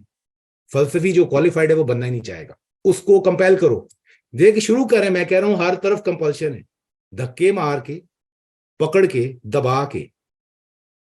फिर बच्चों को एजुकेशन में भी थोड़ा कंपल्शन का एलिमेंट है, वहां पे बहस होती है। उन्होंने कहा नहीं नहीं नहीं, ऐसे नहीं करना, बच्चों को कंपल्शन नहीं करनी। क्या करना है जी, कैसे तालीम देनी है? उन्होंने कहा उनको प्ले के साथ खिलाओ, खेल कूद में सिखाओ। ये आज हमें लगता है 20वीं सेंचुरी में हमने ढूंढा है मॉन्टेसरीज। बच्चे सुबह से शाम खेलने जाते हैं, इल्म कुछ और है, खिला के खेल कूद में इल्म हासिल। अफलातून ये कह रहे हैं रिपब्लिक में कि बच्चों को जो पढ़ाना है उनको खेल कूद से पढ़ाओ, उसमें खेल कूद का मजाज हो। ठीक है, कंपल्शन वाला पॉइंट आपको मेरा क्लियर हो गया। हर तरफ कंपल्शन है। वो जो परिंदे थे, मैंने पहले भी पूछा था, जब तक उनको सयाद ने आगे कैद नहीं किया, उनको तो फिक्र नहीं हुई कि कोई बादशाह भी है तो हमें सफर भी करना चाहिए। जिसका जवाब ये मेरे हतीम है उन्होंने दिया था। उन्होंने कहा जी जब तक वो dark night of the soul नहीं आती ना, क्राइसिस नहीं आता, बेड़ा गर्क नहीं होता, जिंदगी में एक्सीडेंट नहीं होता, तब तक ऐसे मसाइल होते नहीं है। वो तो शुरू ही एक्सीडेंट से कर रहे हैं, सारे कैदी हैं। ये शॉशैंक रिडेम्पशन का ये पिछली BC बिफोर क्राइस्ट, बहुत सारी सदियां पहले का फ्रेम है कि ये आप हर बंदा केव से हम शुरू कर रहे हैं, और उसमें भी ये कैदी हैं। एक तो तारीकी में, तारीक जगह में बंधे हुए, और कंपल्शन ये है कि सर भी नहीं घुमा सकते। ये भी कंपल्शन देखें कि ऐसी दुनिया में, ऐसी हकीकत, ऐसा कंस्ट्रक्टेड वर्ल्ड में रह रहे हैं जिसमें आप सर मुंह के कुछ और देख ही नहीं सकते। यही सब कुछ है, यही हकीकत है, यही सब कुछ है। ठीक है, तो ये सारी कहानी थी। मैंने कहा वाज़ेह होता है। और दूसरा ये मशहूर कर दिया गया एलेगोरी। ये एलेगोरी मुझे नहीं पता क्या होती है जी, इस्तारा है तो मेटाफोर है तो ये है वो है। वो कहते हैं मैं एक इमेज देता हूं, तस्वुर देता हूं, एक ख्याल। इस इस इमेज पे तवज्जो करें। ठीक है, यानी दिखा, इमेज क्या है, कहानी बयान हो रही है ना, कहानी एक तस्वीर कशी करना, तो एक तस्वीर पेश करें। इसको लोगों ने एलेगोरी कहना शुरू कर दिया। मुझे नहीं पता एलेगोरी का क्या मतलब, कहने ये तस्वीर देख लो, कहानी समझ में आ जाएगी, बात समझ में आ जाएगी क्या मसला है। और वहां पे फिर उनका वो फलसफा आता है कि ये जो कायनात है, यही प्लेटो का जो ऊपर पॉइंट करना है, ये जो कायनात है ये इम्परफेक्ट इंस्टेंशिएशंस हैं हर मौजूद की जो परफेक्ट रियलिटी है वो दूसरे आलम में, आलम अरवाह के हैं या आलम जिसको आइडियल वर्ल्ड, तो इसका उसका जो ट्रू रियलिटी है, ट्रू इमेज है, ट्रू चीज उधर है, उसका इमेज है, इम्परफेक्ट इमेज ही है। यहां हर चीज शैडोज है, तो उनके लिए ये पूरी कायनात ही वर्ल्ड ऑफ शैडोज है। जब तक आप इनविजिबल रेयंस की तरफ नहीं जाते इल्म में, तब तक एक्चुअली हकीकत की तरफ नहीं गए, तब तक शैडोज ही है। तो बाहर निकल के भी शैडोज है, फिर और बाहर भी, यानी चलते चलते चलते यहां तक है कि जब महसूसात यानी आलम हिस्स, जो हिस्से में जिन अवालिम इंक्लूडिंग ये जो फलकियात, जो एस्ट्रोनॉमी है, ये सारे प्लैनेट्स हैं, ये सब विजिबल वर्ल्ड है। क्योंकि आप टेलीस्कोप लेके या कोई और स्कोप लेके या कोई और आला लेके जो भी चीज आप देख सकते हैं और आप पहुंच भी सकते हैं, तो चांद पे चले गए, वो सब का सब विजिबल रियल्म है, वो एक्चुअली असल इल्म नहीं, वो शैडोज है। वहां से शुरू करें, शैडो अपॉन शैडो यहां तक, लेकिन ऊपर देखना, जितना ऊपर देखें उतना इल्म बढ़ता जा रहा है। ये है अफलातून का पर्सपेक्टिव, इसलिए ऊपर करते हैं। जितना आगे से आगे, सितारों से आगे जहां और भी है, अभी इल्म के इम्तिहान और भी है, तो कहते हैं अभी मार्फत के इम्तिहान और भी है, ऊपर ऊपर ऊपर, कितना ऊपर आप जा सकते हैं, ये अफलातून का था। वो कहते थे, अरस्तू कहते थे नहीं, यही राइट हियर, ये जो फोन है, ये जो कलम है, इसकी हकीकत, इस पे बहस करें, कंक्रीट पर्टिकुलर। और ये जो डिस्टिंक्शन वो कर रहे हैं कि आइडियल वर्ल्ड और वर्ल्ड ऑफ शैडोज, या आर्कीटाइप्स का वर्ल्ड और उसकी इंस्टेंशिएशंस का, ये तकसीम नहीं है, वो हकीकत यहाँ प्ले आउट कर इस तरह की बात, इसलिए वो नीचे करते हैं, ये अपने ऊपर करते हैं। ठीक हो गया? अच्छा जी, ये एलेगोरी से बात क्या समझ में आई? नफ्स की बहस दोबारा आ गई, सेल्फ की बहस दोबारा आ गई। सेल्फ को इल्म देना, उसको इल्म के सफर पे गुजारना, उसकी ट्रेनिंग करना, ये बुनियादी कंसर्न है। ये अफलातून का, ये सब फलसफियों का कंसर्न है, ये दीन का कंसर्न है, या ध्यान का कंसर्न है, ये जो है रूहानी जितनी ट्रेडिशन है उनका कंसर्न है, ये फंडामेंटल कंसर्न है। जब तक सेल्फ, यानी मैं कौन हूं और मेरा मकसद जिंदगी क्या है, वो बहस को साइड पे रख के मैं ये सवाल पूछता हूँ सेल फोन का क्या करना। वो शायद मैंने जिक्र किया हो, मुझे तो उल्टा ही पड़ गया था मामला। हमारे यहाँ बहस हो रही थी फैकल्टी डिस्कशन, उन्होंने कहा जी कि बच्चों को लैपटॉप क्लास में लाने देना चाहिए कि नहीं। 50 ईमेलें 3 घंटे के अंदर, सबके पास बड़ी जबरदस्त मेरी ये पॉलिसी है, मैं ये पॉलिसी होती है, लैपटॉप होना चाहिए क्लास में, मुझे तवज्जो नहीं करते, ये नहीं होता, ये नहीं होता, ये नहीं होता। उसके बाद मैं रैकेट बॉल खेलने गया, तो वो 2 मेरे कॉलीग्स थे, उन्होंने कहा कि यार आप तुमने कुछ कहा ही नहीं, तुम्हारी क्या राय है इस पे कि लैपटॉप्स का तुमने क्या। तो मैंने कहा क्या सवाल लगता है ये पूछा जा रहा है, शुड ज़ॉम्बीज हैव लैपटॉप्स। ये मैं एलेगोरी ऑफ द केव से कह रहा हूं कि मैं मसला कहां से शुरू करता हूं, लैपटॉप होना चाहिए या नहीं होना चाहिए, ये कहां से शुरू कर रहे हैं, वो कहां से शुरू कर रहे हैं इब्ने सीना। तो हम कोई बाहर का आसान कोई मेथड, जी 2 घंटे इस्तेमाल करें फोन पे, जी इंसान नहीं रहा, इंसान को अपनी मार्फत नहीं रही, इंसान को ज़ॉम्बिफाई हो चुका, उसको इल्म से मोहब्बत नहीं रही, उसको हुस्न की तमीज नहीं रही, उसको अखलाक नहीं रहा, उसको ये उसकी बुनियादी उसका जो उसको याद ही नहीं रहा वो कौन है। ये जो सारा इल्म देने का मकसद ये था कि इंसान अपनी हकीकत तक पलटे। तो ये मैंने कहा ये शेयर्ड कंसर्न है ट्रेडिशनल सिविलाइजेशन का, ट्रेडिशनल नॉलेज का, ट्रेडिशनल मेटाफिजिक्स का, ट्रेडिशनल एंथ्रोपोलॉजी, सब एक तरफ पॉइंट करती है। यही बात नील पोस्टमैन ने कह दी स्ट्रेट अप शुरू में, उन्होंने कहा जी जितनी विजडम ट्रेडिशंस है उनका एक ही है, there is no escape from the self. लेकिन करना क्या है फिर उस सेल्फ का, ये एब्स्ट्रैक्ट बात नहीं हो रही, ये उसका इल्म है, उसको जहालत से नूर तक लाना है, उसको उड़ा के पहुंचाना है मंतिक उतैर की तरफ, उसको पहुंचाना है वगैरह वगैरह वगैरह, ये सारी बात कर दी। अगर ये क्लियर है, अब आप वो देखें जो फ्रेम थे, वो 4 बड़ी जो चीजें थी, सेल्फ, स्टोरी फिर आई, स्टोरी के जरिए मैंने बयान किया। मैंने अभी मैं आपको प्लेटो का दूसरा दे दूं, टाइमियस दे दें या कुछ और, पर वो आप नंबर पढ़ते रहेंगे, हालांकि ये आसान है। क्यों? क्योंकि मुकालमे के तौर पे लिखते हैं, ये मेरी तरह लेक्चर नहीं दे रहे, सीधा बोलना शुरू कर दिया लंबा। वो पैराग्राफ, एक जुमला बोला, अगले ने पूछा ये कैसे, वो कैसे, इंगेजिंग रखा और मुकालमे की शक्ल दी। अब मुकालमे में एज अ मीडियम और लेक्चर में एज अ मीडियम बड़ा फर्क है। तो ये भी अब देखें, वो कहते हैं बहस में बहस होना चाहिए, मुकालमा करना चाहिए हमें, या हमें लेक्चर देना चाहिए, और इसमें से कौन सा तरीका। खुतबा जो दिया जाता है मस्जिद के अंदर, वो मुकालमा नहीं होता। अब मुझे बताएं, टीचिंग जो है वो आजकल यही डिस्कशन है ना, डिस्कशन होनी चाहिए जी, जहां बैठे डिस्कशन करें। डिस्कशन का मतलब डेमोक्रेटिक सिस्टम है, इसका मानिए कि सबकी राय होनी चाहिए, सबकी राय होनी चाहिए, डेमोक्रेसी के साथ भी कंसिस्टेंट है, इल्म में भी यहां पे बात हो रही है जब तक वो फलसफी, वो शख्स जिसको नूर से मुतारिफ हुआ, वो वापस नहीं पलटता। 400 बंदे एक तरफ हैं तारीकी में, ये एक बंदा, इंतहाई एलिटिस्ट पर्सपेक्टिव है, इंतहा का एलिटिस्ट पर्सपेक्टिव। भाई आपको क्यों लगता है आप निकल गए? आपको किसने कहा आप आजाद हो गए? मंतिक उतैर की ओपनिंग लाइन है, उन्होंने कहा था, मैंने शायद पहले भी बोला था, ओपनिंग लाइन है, welcome हुपो, you are our guide. आज को वो पछाड़ा नहीं पछाड़ा, आप कौन, आप कौन, ये जो पहला जुमला बोलना है, welcome हुपो, you are our guide, शुरू में ही परिंदों को कैसे पता चल गया कि ये गाइड है? पहले तो उसके 400 सफे का तो प्रेफेस होना चाहिए कि यहां तक बात पहुंचे जब वो कहें कि हाँ जी आपकी, अब हम सुनते हैं, अब जरा आप लेक्चर दें, उसके बाद फिर बहाने मारने शुरू करें। ये अंबिया की कहानी चल रही है, औलिया की कहानी चल रही है, वो फलसफी की कहानी चल रही है, फलसफी वापस आता है, उसका मर जाना 90% चांस ये उसको मार दिया जाएगा। ये क्यों कह रहे हैं? और ये जानते बूझते वो कह रहे हैं कि शहर की जिंदगी के लिए ये लाजमी है कि वो उतरे, वापस गार में अंदर उतरे। ये क्लियर हो गया जी? मैंने कहा वो आप जब वाइंड अप कर लें तो एक एक स्टूडेंट से एक एक जुमला इनसे भी ठीक है जी, winding up। हो गया, बस यही था, वाइंड अप हो गया, मेरा तो काम मुकम्मल हो गया। अब एक चीज मैं दिखाना चाहता हूँ, अगर 3 मिनट दें फिर सब अपने कमेंट्स दे दें।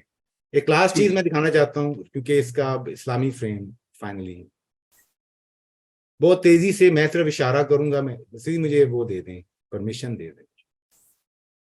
अब आ गई, अच्छा जी, ये किधर पढ़ जाए, ये देखें, ये मैं जल्दी से बहुत तेजी से दिखाता हूं। अब राइटिंग इस्लामिक ट्रेडिशन, ठीक है, यहाँ पे कुछ टेक्स्ट हैं, प्राइमरी टेक्स्ट हैं, मैं बस इशारा करूंगा और गुजर जाऊंगा, आगे आप खुद समझें। इधर चला गया, ये देखें, ये हो गया कैलीग्राफी और स्क्राइब्स, ये एक एंथोलॉजी है, उससे सेक्शंस कुछ दिए गए हैं। यहाँ पे मैं 2-4 चीजें तेजी से, अल-गज़ाली ऑन पेन्स एंड सेक्रेटरीज, ठीक है, सेक्रेटरी का काम मुझे लिखत को ताबत करने वाला, qualities of the good secretary, they exceed mere literacy and knowledge of court etiquette, must have knowledge of irrigation, astronomy, calendar and geometry। अच्छा, ये ज्योमेट्री क्या इल्म सेक्रेटरी स्क्राइब के पास, लिखने वाले के पास इरिगेशन, एस्ट्रोनॉमी, कैलेंडर और ज्योमेट्री का इल्म क्यों हो? ये आर्ट ऑफ द पेन। अब ये देखिए, scholars have said there is nothing so fine as the pen because it all past events may be reconstituted. Fine points of the pen, one is that God on high has sworn oath by it।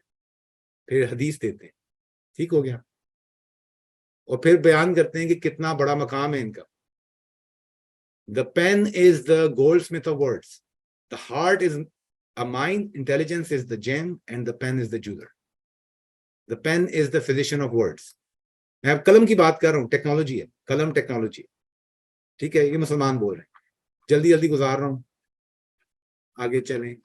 एक और text, एक बड़ा दिखाते हैं फिर खत्म। ये देखें, treatise on papers, colours and ink, उसमें कलर्स किस तरह के होते हैं, हर कलर की क्वालिटी, उसके बारे में बात, वो कैसे इस्तेमाल करना है वगैरह वगैरह, वो भी हो गया। ये देखें, मौलाना सुल्तान अली, ट्रीटिस ऑन राइटिंग, ठीक है, हिरात में थे 16वीं सदी के, 15वीं 16वीं सदी।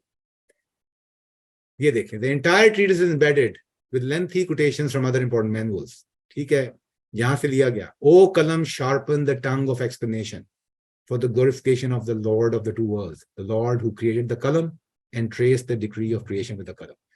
कलम टेक्नोलॉजी है, और ये क्या है? आगे देखें,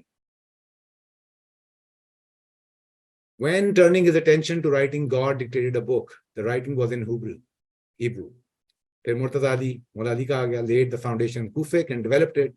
Then those other styles of writing which masters invented, no, they are also derived from the Kufi.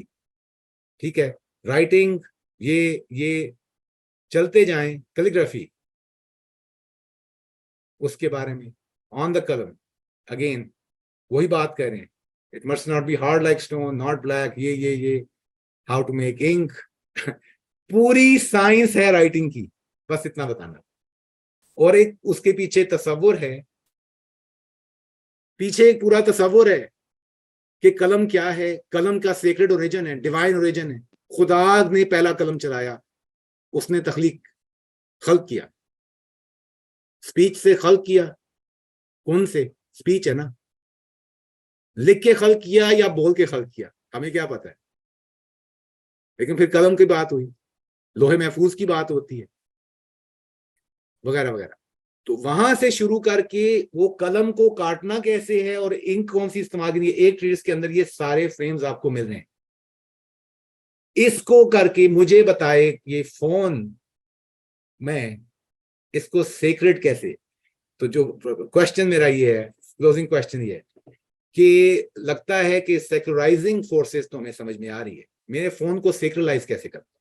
Quran लगाया के सुना तुम सारा दिन, इसको सेक्युलराइज हो जाएगा? क्या तरीका है? कलम जो है वो सेक्रेड है, उसका डिवाइन ओरिजिन है, उसको उठाना आज भी ये है। जो खतात हैं वो समझते हैं कि वो तो खुदा का काम कर, ठीक है। तो ये सेक्युलराइजिंग कैपेसिटी है हमारी। जिन टेक्नोलॉजीज में हम घिरे हुए हैं उनको इबादत में कैसे कन्वर्ट करना है, वह इंसान का, हमारा ये कमाल मुसलमानों का ये है कि हर चीज को इबादत में, रिज़्क़ हलाल कमाना इबादत है। मंडेन काम में झाड़ू दे रहा हूँ, वो इबादत में तब्दील हो रहा है, कोई तरीका है ना? आप बताएं टेक्नोलॉजीज को इबादत में कैसे चेंज करना है, ये अच्छा सवाल है। लेकिन कलम की, जिसको वहां पे वो क्रिटिक कर रहे थे अफलातून, उससे निकले तो हमें यहाँ पे अपनी ट्रेडिशन नजर आ रहा है कि कलम की तो क्या बात है, इससे तो अच्छी चीज कोई नहीं। कलम उठाते हुए आप तो किसी बहुत बड़े मैट्रिक्स के अंदर आ गए, ठीक है। लेकिन इसको अब बाकी टेक्नोलॉजीज के साथ कैसे रिलेट करना है, ये अच्छा सवाल है और इसको पूछे जाना चाहिए।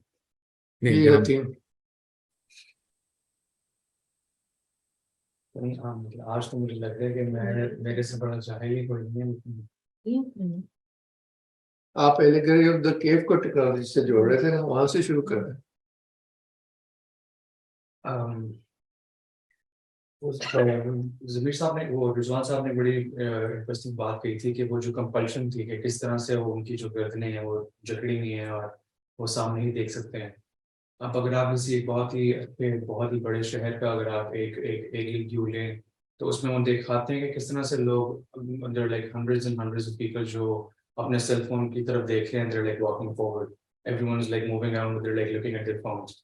तो वो एक कंपल्शन मुझे नजर आई थी। और लेकिन इस सवाल का जो जवाब है वो मुझे सच्ची बात है उसके ऊपर सोचना पड़ेगा थोड़ा सा। अभी I'm not in a position कि मैं वो जवाब। ये हमें किसी लेवल पे तो पता है कि जो फोन है वो वर्चुअल रियलिटी है, जो शैडो ही है। बिल्कुल एक्चुअली फोन लेते, अभी अगली नस्ल का मुझे नहीं पता, लेकिन हमें सेंस है कि मैं फोन पे जब हूं तो मैं वर्चुअल रियलिटी में हूं, मैं असल में हकीकत। तो एक्चुअली जानते हुए, ये बहुत दिलचस्प है, ये फर्क है। उनको नहीं पता कि इसके बियॉन्ड रियलिटी है, लेकिन हमारे शायद हमें एक डिस्टिंक्शन कर रहे हैं। ये एलिगरी ऑफ द केव पढ़ते हुए मेरे ज़हन में एक और चीज भी आ रही थी कि इवन आप जब जनरली भी ऊपर देखते हैं और आप जायजा लेते हैं स्पेस का, तो अब सूरज की क्योंकि लाइट जो है वो आप तक पहुंचने में इट टुक इट 8 मिनट्स और कुछ सितारे आपसे लाइट ईयर्स दूर हैं, विच मीन्स कि उनकी जो रोशनी है, जो उनकी आगाही हमें दिलवा रही है, वो हमारे से लाइट ईयर्स अवे हैं।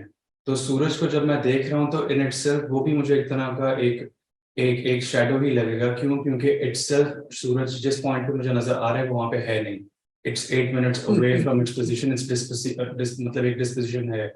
इसी तरह वही सितारे जो मुझे आसमान में नजर आ रहे हैं वो प्रैक्टिकली वहां पे नहीं है, they are light years away, और उनकी रोशनी मुझे तक पहुंचने में एग्जैक्टली व्यू पुराना देख रहे हैं। बिल्कुल। तो वो हम एक पुराना व्यू देख रहे हैं, तो वो मेरे लिए वो भी एक बड़ी इंटरेस्टिंग थी कि इसी तरह से हम अभी भी उसी तरह से लाइट की फॉर्म्स को जो स्टडी कर भी रहे हैं वो भी वही कर रहे हैं जो एक तरह से शैडो है। और वो शैडो क्यों है? क्योंकि वो इन इटसेल्फ वो सितारा इस वहाँ पे नहीं है, वो लाइट ईयर्स पहले वहां पे था। तो अभी भी आज भी शायद हम प्लेटो की जो केव है उसी में ही रह रहे हैं। हाँ, ये मैं आपकी बात इस पे कुछ भी नहीं कह सकता, तो मैंने कुछ नहीं कहना। आपने जो बोला है वो पॉइंट नोट हो गया। मेरा एक और नुकता बहुत ही क्रिटिकल है, तो मैंने कहा ये मैं लास्ट चीज बोल दूं।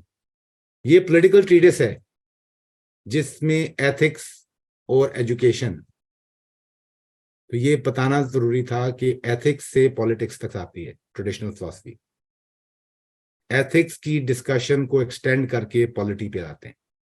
समझ रहे हैं कि एथिक्स का फ्रेम था ना इंडिविजुअल सेल्फ, मेरे जात में जस्टिस, मेरी जात में प्रूडेंस, मेरी जात में करेज।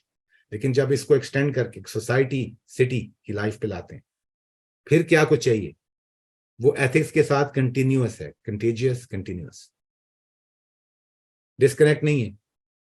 एथिक्स और पॉलिटिक्स प्रैक्टिकल फिलॉसफी का हिस्सा है।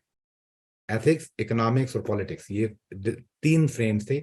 जो आप पढ़ रहे हैं एलिगोरी ऑफ द केव, वो पॉलिटिकल ट्रीटिस के अंदर है। रिपब्लिक इसका नाम है। ये सियासत पे जब बात करते हैं कि अफलातून की सियासत किधर है, तो रिपब्लिक की तरफ लोग जाते हैं। लेकिन अंदर ये एजुकेशन की बात जो हो रही है, ये एथिक्स की बात भी हो रही है, रियलिटी की बात भी हो रही है। तो हकीकत भी है, एथिक्स भी है, और उसमें से पॉलिटिक्स निकलती है। हकीकत के बगैर और एथिक्स के बगैर पॉलिटिक्स का तस्वुर नहीं है यहाँ पे। ये बहुत अहम एक पॉइंट था जो मैं हाईलाइट करना चाहता इसके। अच्छा जी, बाकी मुझे लगता है सायरा कुछ अच्छा कंट्रीब्यूट कर सकेंगे। सर मैं ट्राई कर सकती हूँ। मैं इसको इस तरह से देख रही थी कि जितने भी हमारे लेक्चर्स हुए उन सबको कनेक्ट कैसे करें। तो वो जो हमने स्टार्ट में एक रेने गनो का क्वालिटी एंड क्वांटिटी का चैप्टर पढ़ा था कि किस तरह से इंसान क्वालिटेटिव साइड से क्वांटिटेटिव साइड की तरफ जा रहा है। तो नील पोस्टमैन के भी फर्स्ट चैप्टर टेक्नोलॉजी के में मुझे ये रियलाइज़ हुआ कि किस तरह से जिस तरह से टेक्नोलॉजी आती जा रही है उस तरह से इंसान उसकी जो प्राइस पे कर है वो क्वालिटेटिव पोल से हट के क्वांटिटेटिव पोल की तरफ जा रहा है, मटेरियल और मैटर की तरफ, मटेरियलिज्म जो मॉडर्निटी ने हमें दिया है। तो जो ये सारे विजडम वाले टेक्स्ट थे वो सारे हमें बता रहे हैं कि इंसान का जो मेन पर्पस है वो क्वांटिटेटिव साइड नहीं है, क्वालिटेटिव है। अपनी सोल की असेंशन है टुवर्ड्स द डिवाइन रियलिटी और ट्रूथ। तो जो एक कुरान पाक में भी है कि हमने इंसान को बेहतरीन सूरत में तख्लीक किया एंड देन ही reduce to the lowest and lows of forms. तो हम शायद अभी उसमें फंसे हुए कि हमने अपनी बेस्ट फॉर्म को किस तरह से सेल्फ को देखना है, लेकिन टेक्नोलॉजी के थ्रू तो हम लोग उसको लोएस्ट और लो की तरफ जाते जा रहे हैं। तो जो भी सर ने क्वेश्चन किया है कि फ़ोन को हम सेक्रेटाइज कैसे कर सकते हैं, तो अभी उसका आंसर तो नहीं है क्योंकि वो तो फुल मटीरियल सब्सटेंशियल साइड पे है। तो उसको एसेंशियल साइड पे कैसे लेके जाना है इसके लिए सोच विचार करनी पड़ेगी। भाई मेरी तरफ से तो आपको बड़े ज्यादा मार्क्स मिल चुके हैं क्योंकि आपने जो पिछले वाले से जोड़ा है वो बहुत अच्छा जोड़ा है। वही एक तरह का टच स्टोन है। मुझे तो लगता, पता नहीं रिजवान साहब क्या सुनना चाह रहे थे क्योंकि वो खामोश है। तो इस जवाब पे मैं तो आपने बोल दिया है, ये तो बहुत अच्छी बात है। जब आप ये नेक्स्ट लेवल रीडिंग है कि इस टेक्स्ट को, पहले जो चीजें मैंने कहा था अप्लाई करना, इस टेक्स्ट को उस टेक्स्ट के साथ देखना, इसका आपस में क्या रब्त है। इसलिए मैंने कहा वो बर्ड्स वाली बात, परिंदों वाला टेक्स्ट और इसका क्या रब्त है। जब वो रब्त देखते हैं तो वो फिक्र कर रहे हैं। सारी चीज मेरे लिए नतीजा ये है कि इंसानी फिक्र इज एट स्टेक। सारी डिस्कशन में स्टेक क्या है। अब मैं सुबह बात करता हूँ टेक्नोलॉजी के बारे में, वो कहते हैं 6 सवाल पूछें, ये सवाल पूछें, किसी के पास वक्त नहीं है पूछने का, कैसे पूछें। नेक्स्ट चीज, फिक्र तैयार ही नहीं है, ज़हन काम ही नहीं करते, ज़हन सुस्त हैं, क्लियर थिंकिंग हो ही नहीं सकती। ना मंतिक पड़ी हुई है, ना रेट्रिक पर, बात करने में क्लियर बात नहीं कर सकते, सोचने में मैं सोच में क्लैरिटी नहीं ला सकता, मेरे पास वक्त भी नहीं है सोचने का कहानी खत्म, पैसा हजम, सारी लड़ाई तो पीछे वक्त की निकलेगी। तो मेरा पॉइंट एक बहुत खूबसूरत ये कि अगर आप देखें कि गिनौम क्या कह रहे हैं, वो ऐसी बात है, वो मुख्तलिफ टेक्स्ट में कहीं पे टेंशन है ज्यादा, कहाँ पे ज्यादा टेंशन है, लेकिन अगर पता चल गई, ये अब प्रॉब्लम है कि वो 6 सवाल पूछने का वक्त भी किसी के पास नहीं, और लोगों को लगता है सोचने से पूछने से हासिल भी कुछ नहीं होगा। ये एक दो सुहेल, आप कुछ ऐड करें, उसके बाद मदर साहब से हम 2 जुमले। जी जी जी हाँ, मैं बस इतना कहना चाह रहा था कि ये जो मौजूआत इनमें कवर हुए हैं ये तो बहुत ज्यादा वसी हैं।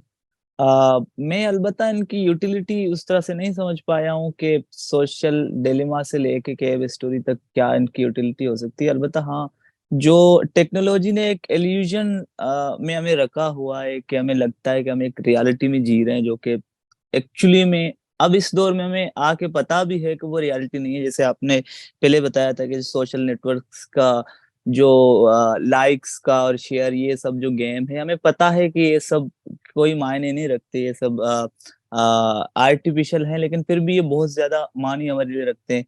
तो इस चीज को लेके इंसानियत के तो नहीं कह सकते, लेकिन जो हमारे पास लिखी हुई तारीख प्लाटो, मतलब मेरे ख्याल से सबसे बुनियादी शख्सों में होंगे जो इनका कुछ लिखा बचा हुआ है, तो उनका ये कहना कि उस दौर में जो लोग कर रहे थे वो भी रियलिटी नहीं था।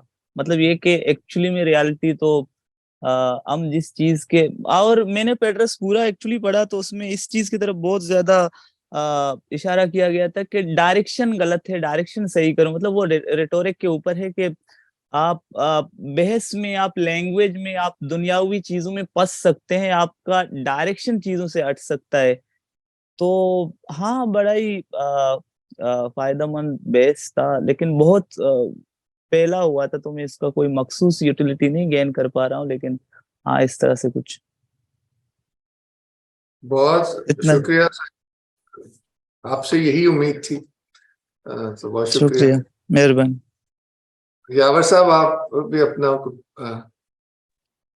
तो मेरे पास तो ज्यादा नहीं, ऑलरेडी कई लोगों ने एक्सप्लेन कर दिया है, और रिजवान साहब ने उसके has created the connection, so I don't have to add anything there. सिर्फ मेरे जहन में वो राइटिंग और स्पीच वाली बात जो है वो गुत्थी एक बैठी भी है, जो अभी तक मैं सुलझाने की कोशिश कर रहा हूँ, जिसमें कोई कामयाबी मुझे नहीं हुई। तो वही था एक्चुअली, मैंने कहीं पे पढ़ा था, और ये मसला ये होता है कि जब आप नीम हकीम होते हैं और आधी चीज पढ़ते हैं तो वो बाज़ दफा जिंदगी को कंफ्यूज भी कर देती है। तो मैंने कहीं पढ़ा था कि writing is considered inferior to speech in some context, और ये बात मुझे अब इस बहस से वो बात जहन में आ गई है दोबारा से, और अब अटक गई है, और मुझे समझ नहीं आ रहा कि मैं इसका क्या मकसद निकालूं। Writing का from looking at it as a technology and looking at it as something which is open to interpretation by reader independently of what the writer has written, वो बात तो समझ में आती है। स्पीच के साथ भी यही हो सकता है। सपोज हम ये फॉर एग्जांपल ये ऑडियो हम अगर मैं 3 घंटे के बाद देखूं या मैं परसों देखूं, तो हो सकता है जो बातें मैं अब समझ रहा हूँ वो मैं ना समझूं उस वक्त, या उस वक्त कोई नई चीज समझूं, या कोई इंटरप्रिटेशन ना हो, या कोई और बंदा देखे जो आज का लेक्चर अटेंड नहीं कर रहा तो कोई और इंटरप्रिटेशन निकाले। तो ये एक गुत्थी मेरे जहन में बैठी हुई है जो मैं समझ नहीं सक रहा, बस यही बात। मैंने यावर साहब एक रेफरेंस लिखा है उसमें चैट में, वॉल्टर ऑंग, उनको जरा आप देखने की कोशिश कीजिए। मैं भी एक इसमें ना पेश करना चाहूंगा एक जुमला। तो वो हजरत ईसा का शायद ये कॉल है, तो वो आपके जवाब के तौर पर या जहां से भी है, रिजवान साहब बेहतर उसको कर लेंगे कि the letter kills the spirit. ये बात स्पिरिट और सब्सटेंस के कॉन्टेक्स्ट में बेहतर समझ आती है कि हकीकत कहाँ है, और उसका रिफ्लेक्शन हकीकत का कायम मकाम नहीं हो सकता। कायम मकाम हो सकता है मगर उसका मुतबादिल नहीं हो सकता। ये तो लफ्ज और माने वाली बात हो गई ना। तो माने के लिए लफ्ज एग्जिस्ट करता है। तो हजरत ईसा हमें यही बताना चाह रहे हैं कि हकीकत को ना भूल जाओ, जो उसका मजाज है उसकी जरूरत है हकीकत समझने के लिए, मगर मजाज के जरिए पहुंचना तो हकीकत पे है। ठीक है, समझ गया। इस आपके पॉइंट से मैं भी ऐड करना चाहूंगा कि वो इसमें जो शम्स तब्रेज़ है उनका ये कहना है कि whoever follows the blackness of the ink goes astray। ये मुझे वो एकदम आपकी बात से याद आई थी। हाँ, बड़ी यावर साहब का सवाल। आवाज नहीं आई यहाँ पे, आवाज कट गई। हाँ आवाज नहीं आई, अब दोबारा बताएं। ये तैमूर साहब के जो पॉइंट था उसी के अंदर मैं ऐड करना चाह रहा था। शम्स तब्रेज़ की एक सेइंग है, whoever follows the blackness of the ink goes astray। क्या बात है, ब्लैकनेस ऑफ इंक, क्या बात। एक वैसे ये भी इंटरेस्टिंग है, अभी रिजवान साहब कलम का जो हमारे यहाँ ऑलमोस्ट सीक्रेट कॉन्सेप्ट है वो बयान कर रहे हैं, और दूसरी तरफ शम्स तब्रेज़ कह रहे हैं कि ब्लैकनेस ऑफ द इंक, मगर इट्स वेरी इंटरेस्टिंग। रिजवान साहब, आपने जो वो एंथोलॉजी बीच में दिखाई थी, अगर उसका भी कोई लिंक भेज सकें तो that would be very helpful. अच्छा जी, वो जुबैर साहब मुझसे फॉलो अप कर लीजिएगा, मैं फिर उनको भेज दूंगा आपको। सॉरी, ठीक है सर। इन दोनों अकवाल को जमा करने के लिए अब अबुल फजल से सुन लेते हैं।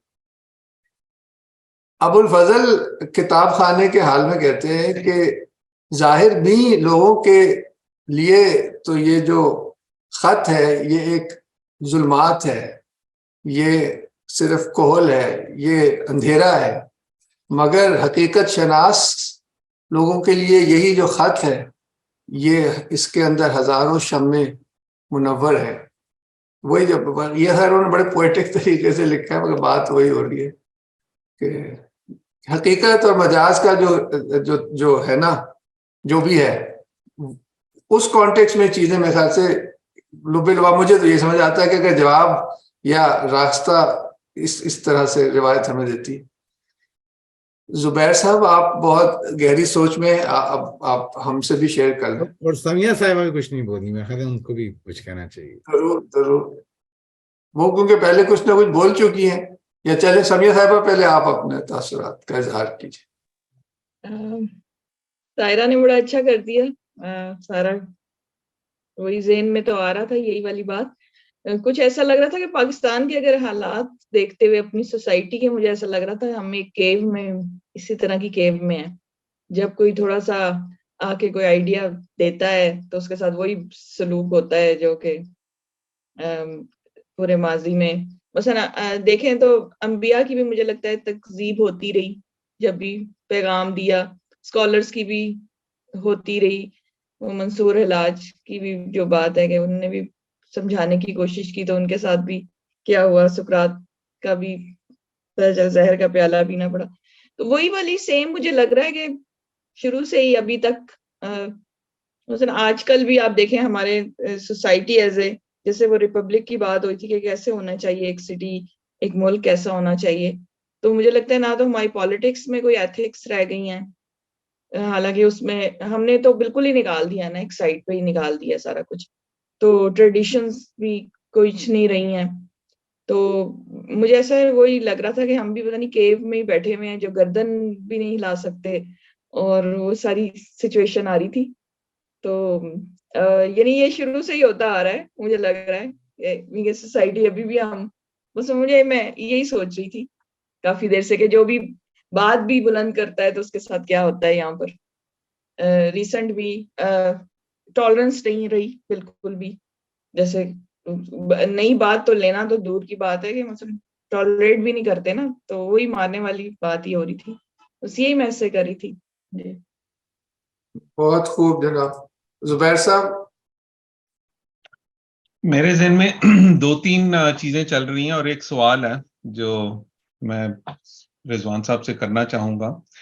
एक तो मुझे ये केव वाली तो खैर ये वही रियलिटी वाली बात है, तो इसको मुझे पढ़ के एक वो याद आया, मैंने एक शेख कुतुब की एक किताब पढ़ी थी, उसमें उन्होंने एक इसकी मिसाल दी थी। ये जो इसमें डिटेल एक जो जिक्र नहीं हमने किया वो ये था कि वो एक तो गर्दन तो ज़ाहिर नहीं हिला सकते थे, लेकिन वो किस तरीके से प्रोजेक्ट हो रही थी उसकी भी एक उन्होंने मिसाल दी थी कि पीछे आग है और बीच में एक दीवार है और उसके पपेट्स जो भी है वो हिला रहे हैं। लेकिन वो शेख कुतुब ने एक बड़ी मजेदार बात की, उन्होंने कहा कि ये मुख्तलिफ फिलासफा ने मुख्तलिफ तरीके से बताई है यही बात। कोई कहता है कि कीड़ी है उसको नजर नहीं आता, तो ये जो रियलिटी वाली बात है कि हमें क्यों नजर नहीं आ सकता, तो ये जो एक तो ये इन्होंने इस तरीके शैडो के तरीके से बताया। एक और तरीके से उन्होंने कहा कि आप समझें कि आप बुर्ज में हैं और वहां पे एक छोटी सी खिड़की है और वहां से आप देख रहे हैं, अब आपका जो विजन है वो बड़ा महदूद है। वो कभी भी आप उसको देख के आप सिर्फ पार्ट को देख रहे हैं, आप होल को देख ही नहीं सकते, तो आपकी जो विजन है, आपको जो नजर आ रहा है बस वही नजर आ रहा है। तो ये जरा फर्क सी बात है, ये शैडो वाली और ये रियलिटी से जरा हट के है, लेकिन ये क्या हमें नजर आ सकता है और हमारी क्या काबिलियत है, हमें क्या दिखाया जा सकता है और हमें क्या समझ आ सकता है, ये उस चीज की तरफ शायद इशारा था।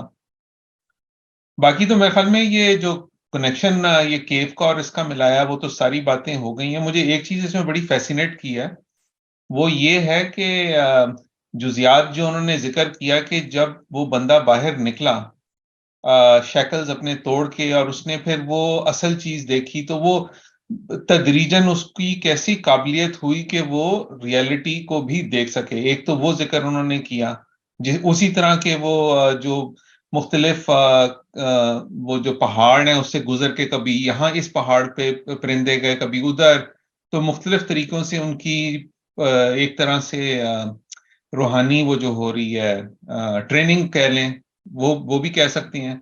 और फिर उसके बाद जब वो उसने असल रियलिटी देख ली और उसके बाद वापस फेंका गया उसे, तो वो भी चीज मुझे बड़ी मजेदार लगी कि अब वो वापस अंधेरे में आ गया है, तो अब चूंकि वो इतनी रोशनी से आया है तो उसको एडजस्टमेंट में टाइम लग रहा है, तो उसकी जो मजजूबी कैफियत है उसको देख के हर बंदे ने उसको डंडे मारे, उसको इनकार किया। तो हमारे सूफिया का भी शायद यही तरीका रहा हो कि जब अपनी वो उस हालत से वापस आते हैं तो वो उसको लोग देख के कुछ गलत इंटरप्रिटेशन उनकी हो जाती है।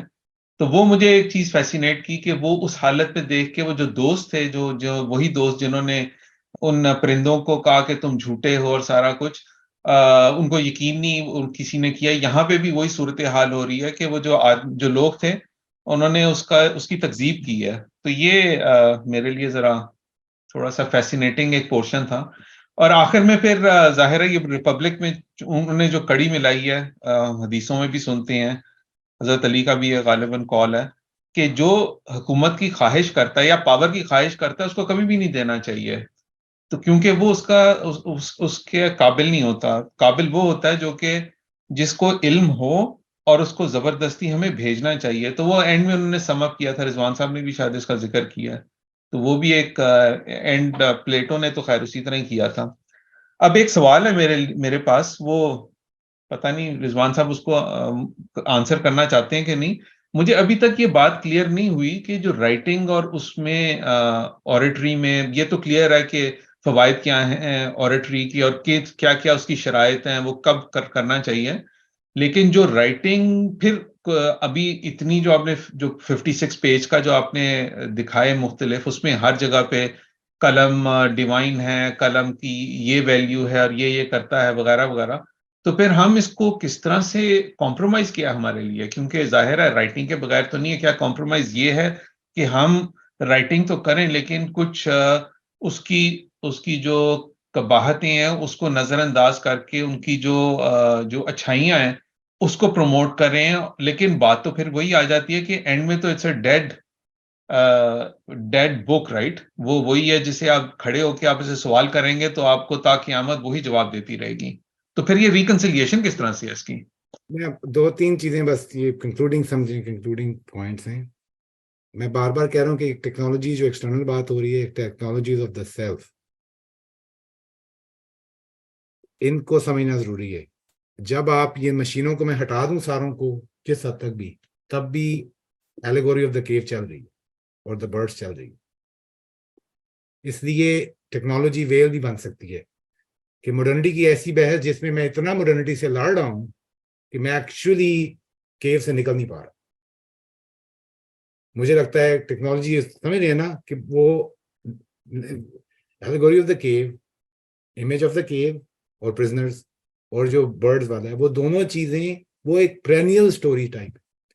इसके साथ मैंने लिखा है जर्नी ऑफ द हीरो वाली बात। दोनों स्टोरीज में एक चीज कॉमन है, जाना सफर पे जाना और पलटना। जोसेफ कैम्पबेल, मैंने चैट में लिखा है ना, heroic quest, journey of the hero, ये एक फ्रेम है, मिथिकल फ्रेम है। वो कहते हैं दुनिया की ज्यादातर स्टोरीज के अंदर से आती है। बंदा निकल जाता है, निकल के जाता है एक दुनिया में, इनिशिएट होता है, इनिशिएट होके सीख के बड़ा कुछ सीख के वापस पलटता है, और जब वो वापस पलटता है तो फिर ये कुछ ऐसा होता है।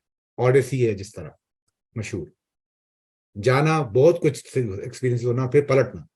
तो ये बहुत पुराना फ्रेम है। रसूल पाक का मक्का से निकलना, फिर मदीने जाना, फिर मदीने से वापस पलटना, वगैरह वगैरह। तो ये जगह जगह हज़रत ईसा का दिखाते हैं, ये कहते हैं कि एक यूनिवर्सल सा फ्रेम है। तो एक ये बात कि एक पेरिनियल स्टोरी है सोल्स जर्नी की, और बर्ड्स में भी ऐसे ही था।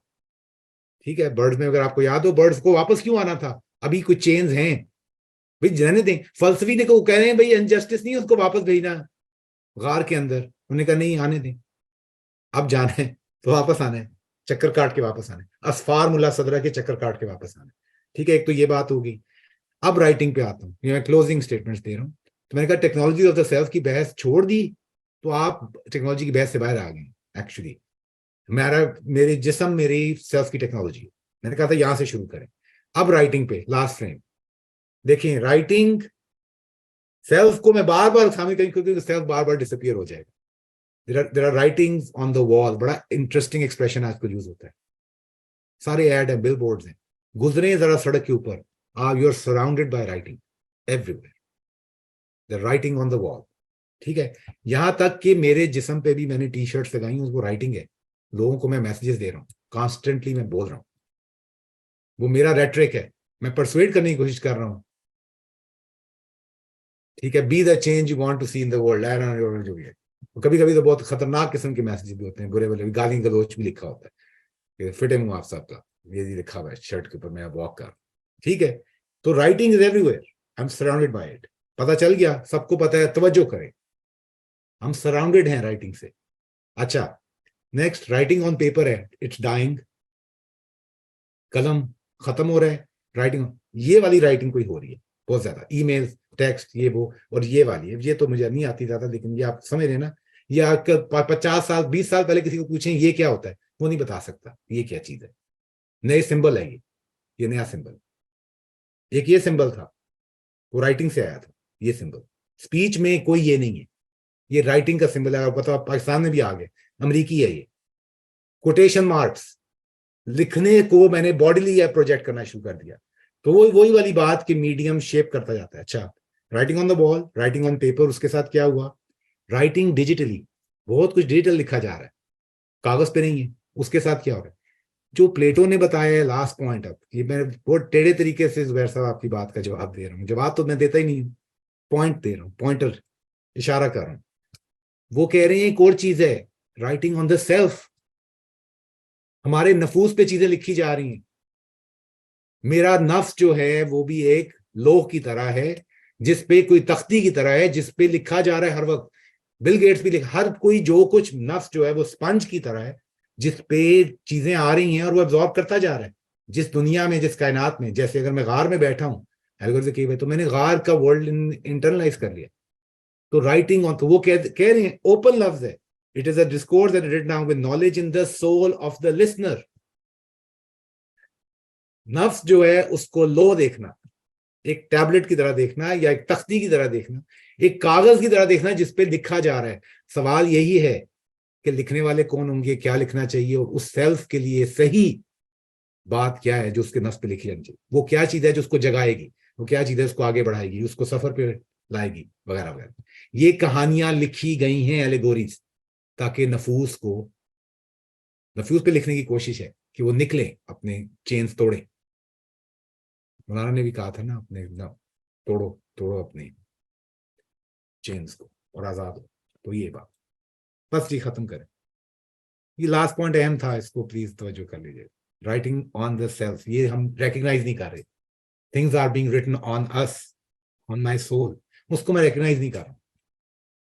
तो इसलिए सेल्फ जब तक आएगा नहीं कॉन्वर्सेशन में, ये बात भी नहीं समझ में आएगी कि मेरा नफ्स is at stake, highest stake यहाँ पे है। और उस नफ्स की तैयारी से फैमिली की तैयारी है, फैमिली की तैयारी से बच्चों के लिए, नस्लों की तैयारी, उसी से शहर की तैयारी, उसी से सियासत की तैयारी है। सब तैयारी जो है उसका ग्राउंड जो है उसके अंदर ट्रेनिंग ग्राउंड वो नफ्स है। सारी ट्रेडिशन यही कह रही, ये मेरा दिखाना मकसद था। लिहाजा ज़ॉम्बीज को लैपटॉप्स देना या नहीं देना, जब उस बच्चे को बनाना कैसे इंसान अच्छा मुसलमान, या उसका अखलाक या उसका किरदार, उसको जर्नी पे कैसे भेजना, अगर ये बहस में नहीं है, लैपटॉप है या नहीं है, फर्क क्या पड़ता है? Game is already lost. Excellent, खत्म। जबरदस्त। जी जुबैर साहब, आप वाइंड अप करना चाहेंगे या? नहीं सर, ये तो मेरे ख्याल में लास्ट वर्ड तो उन्होंने दे दिया है, इस पे अब तो गौर ही गौर है। फारूक साहब से नहीं आज हमने सुना, उनका इंटरनेट पता नहीं शायद चल नहीं रहा। जी फारूक साहब और रजा रह गए वैसे। ये रजा ने तो नहीं बोला, जो सुहेल साहब ने बोला था वो। रजा ने बोला था। मेरी आवाज आ रही है आपको इस वक्त? जी जी आ रही है। जी बस बहुत शुक्रिया, बहुत अच्छा लेक्चर था। मुझे इसमें एक आध बात जो जुबैर साहब ने डॉक्टर रिजवान ने आखिर में क्लियर भी कर दी, और एक जो बहुत अच्छी बात जो डिस्कशन जिसकी नहीं हुई वो था कंपल्शन की बात आपने की। Compulsion, crisis, dark night of the soul एक, और यही जोसेफ कैम्पबेल का भी मेरे ज़हन में आ रहा था कि वो भी कहता है कि आदमी का एडवेंचर या उसका करियर या उसका जो वोकेशन है वो स्टार्ट तब होता है जिस वक्त वो एक मुसीबत में ऑल ऑफ अ सडन पड़ जाता है। एलिस रैबिट होल में गिर जाती है और उसके बाद एक नई दुनिया चलती है, फिर वो पूरा साइकिल करती है। इस तरह आपने कहा कि इस बंदे को भी घसीट के लाइट में ले जाया जा रहा होता है, वो तो बैठा हुआ है अपनी जगह पे।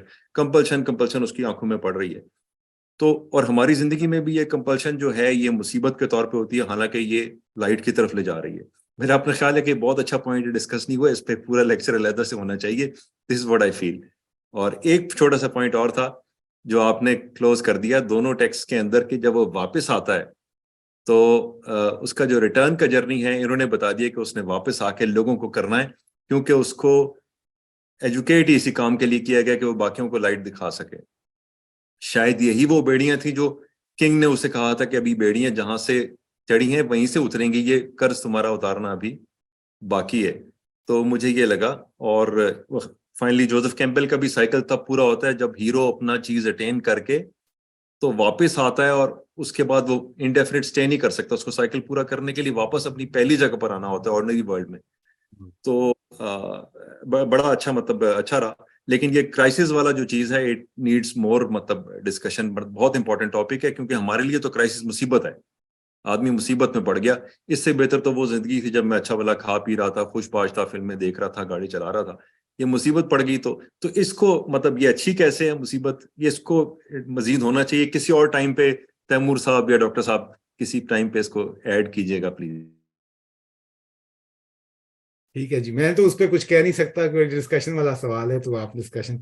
सीधी मैं खत्म करना चाहूंगा, अफलातून की और सुकरात की प्रेयर है फेडरस के एंड में, वो सुन लें। जब सारी बात हो गई तो एक प्रेयर, मैंने वो सफा भेजा सबको, तो ये दुआ पढ़ रहे हैं। आखिर में वो कहते हैं जी बात मुकम्मल होगी, shouldn't we offer a prayer to the gods here before we leave? उन्होंने कहा ऑफ कोर्स। फेडरस ने कहा हाँ। सुकरात ने कहा कि अब दुआ करनी चाहिए। सुकरात कहते हैं, O dear Pan and all the other gods of this place, grant that I may be beautiful inside, let all my external possessions be in friendly harmony with what is within. May I consider wise men rich. As for gold, let me have as much as a moderate man could bear and carry with him. Do we need anything else, Phaedrus? No. खुदा हाफिज। मेरी तरफ से खुदा, ये दुआ है उनकी, बहुत खूबसूरत है। अंदर की बात करें, May we be beautiful inside. बहुत शुक्रिया जी रिजवान साहब, जुबैर साहब और बाकी हाजिरी। खुदा हाफिज। अब संडे को आप रिजवान साहब आपसे डिस्कशन। ठीक है जी।